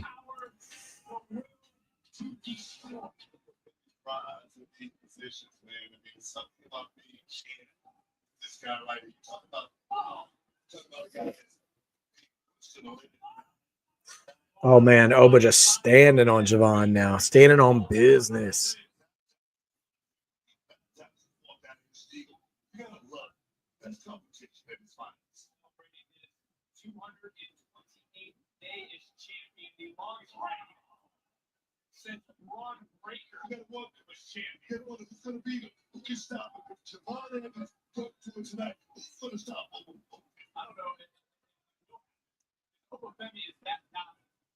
But one thing I would say about this match is was Oba able to keep pace with the challenge. Oba in control now. Big press. Oh, into a gut buster.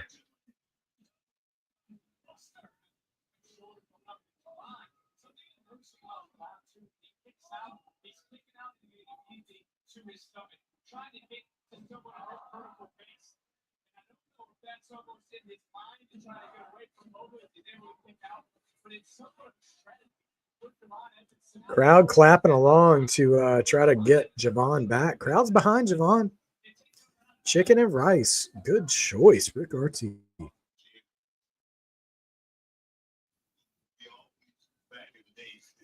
Got any sauce with that chicken or what?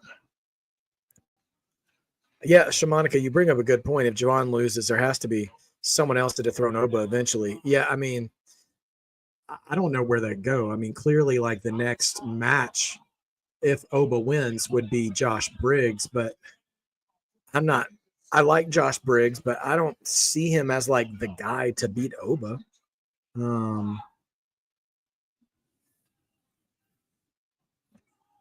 More dueling chants from the crowd. I mean, they love both these guys as well. They should.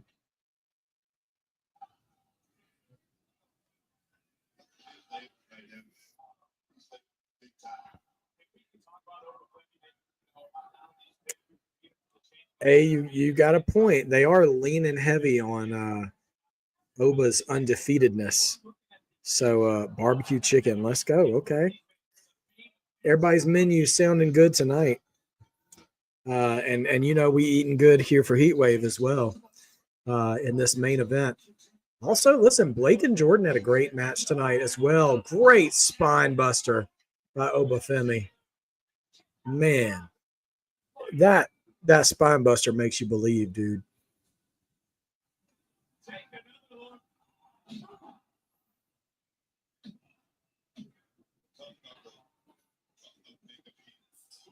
Man, cracks him right down.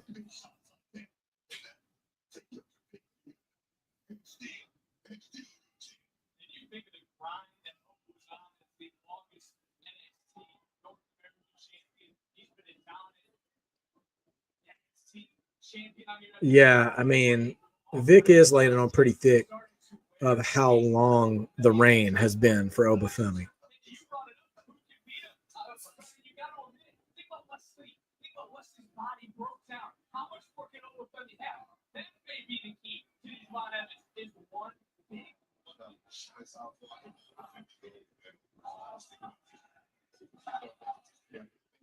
Man, Javon's bumping is so crazy in this match. Javon forever have a busted mouth, dude. Every match he gets his mouth busted open. It's crazy.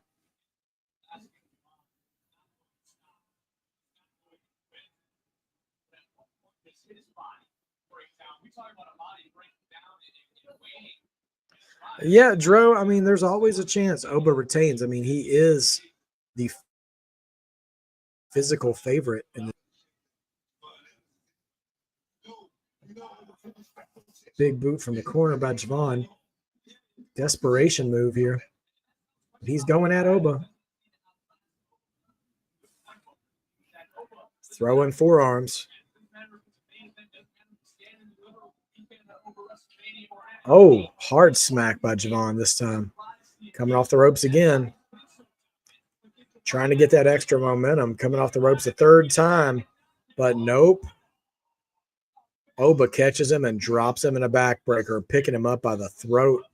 We get a choke slam. Big choke slam.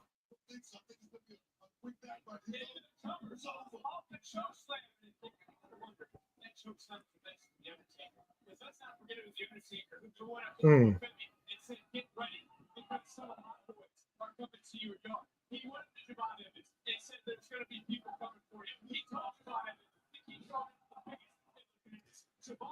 Yes, every match, dude.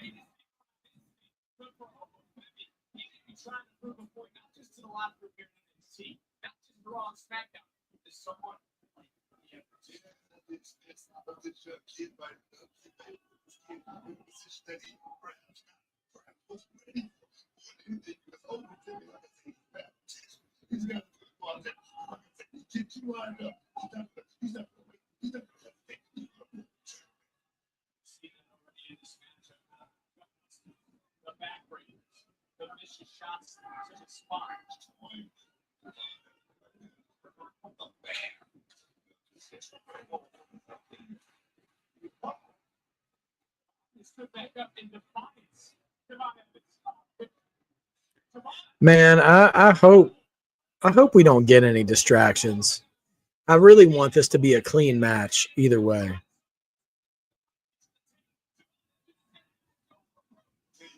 Especially if Javon wins, I want it to be clean.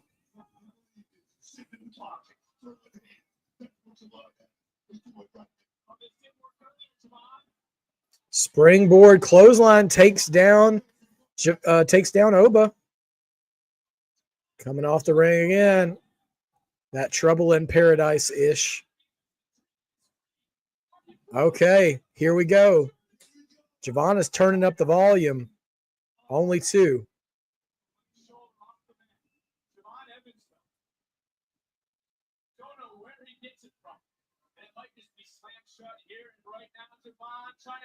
Oh, counters a power slam into a DDT. Tornado DDT. Oba's coming up. Sorry, Javon. Coming up to the top.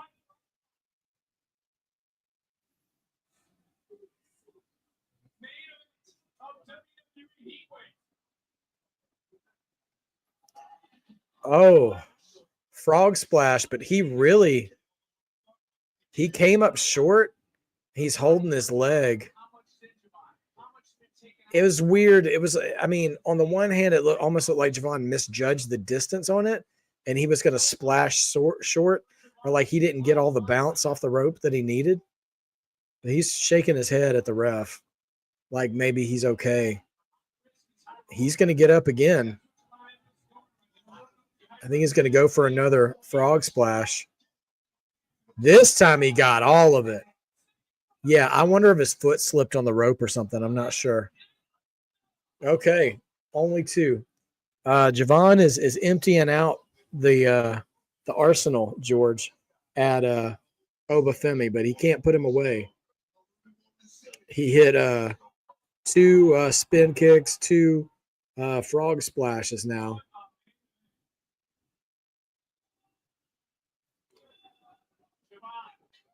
Now going with body shots on Obafemi. Oh, big forearm shot. Superman forearm. Oh, big boot. Javon. Oh, German suplex. Oh, but Oba's firing up and clotheslines him now instead.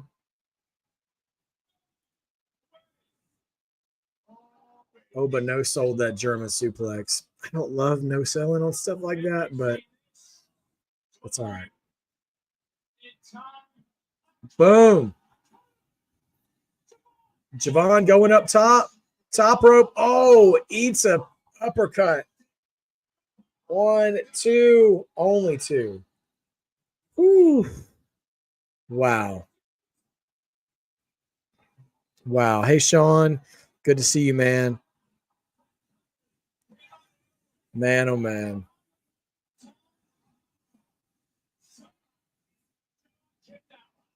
Each one of them keeps getting this much momentum to start to fire up, and the other one just obliterates him.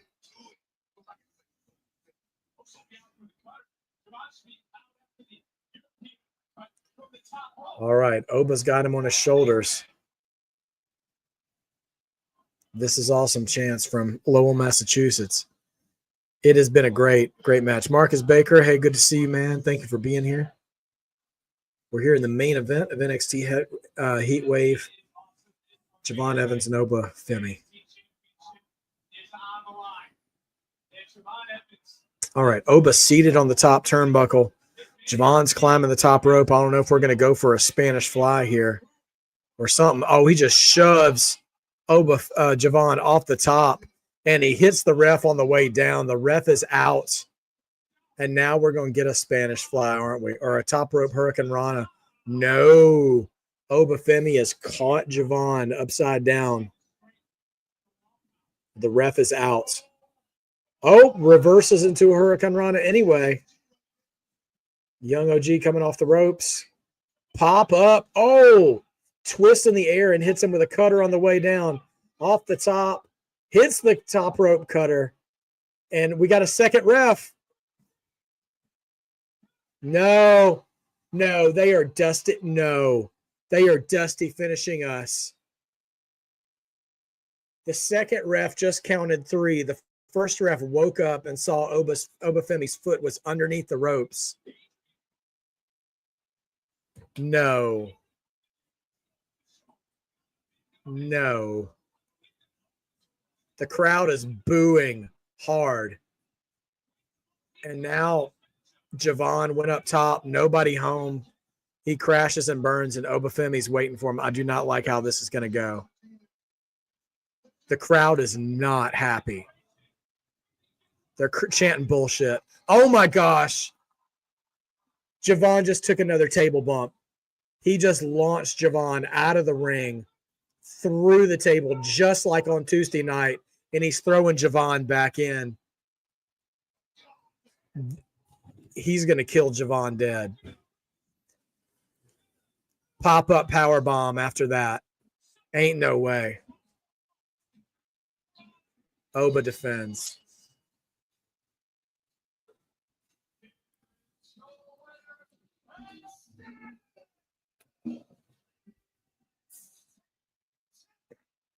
It's not Oba's fault, and it's not Javon's fault. They both did amazing, but I hated the booking of the end of that match. The end of that match sucked.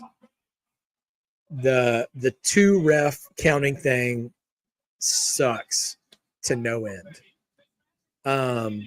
That's a Dusty finish right there, which is one of the worst things Dusty Rhodes ever gave the world of wrestling, is when you trick the fans into thinking they're getting what they want and then you take it away.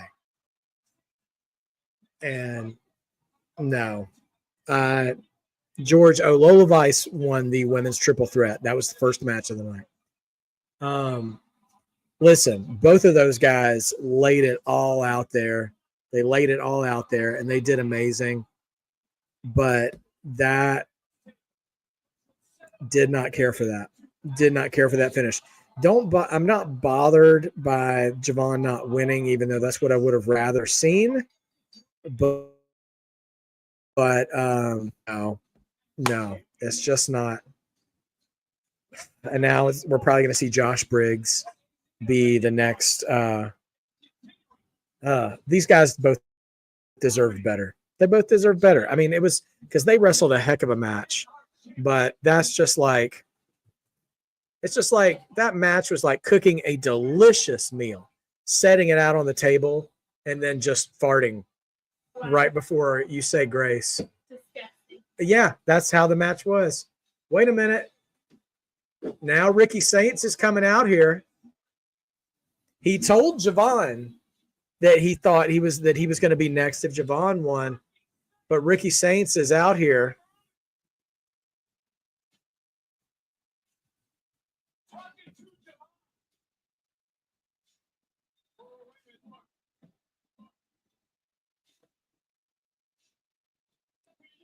So now looks like we're going to have Ricky.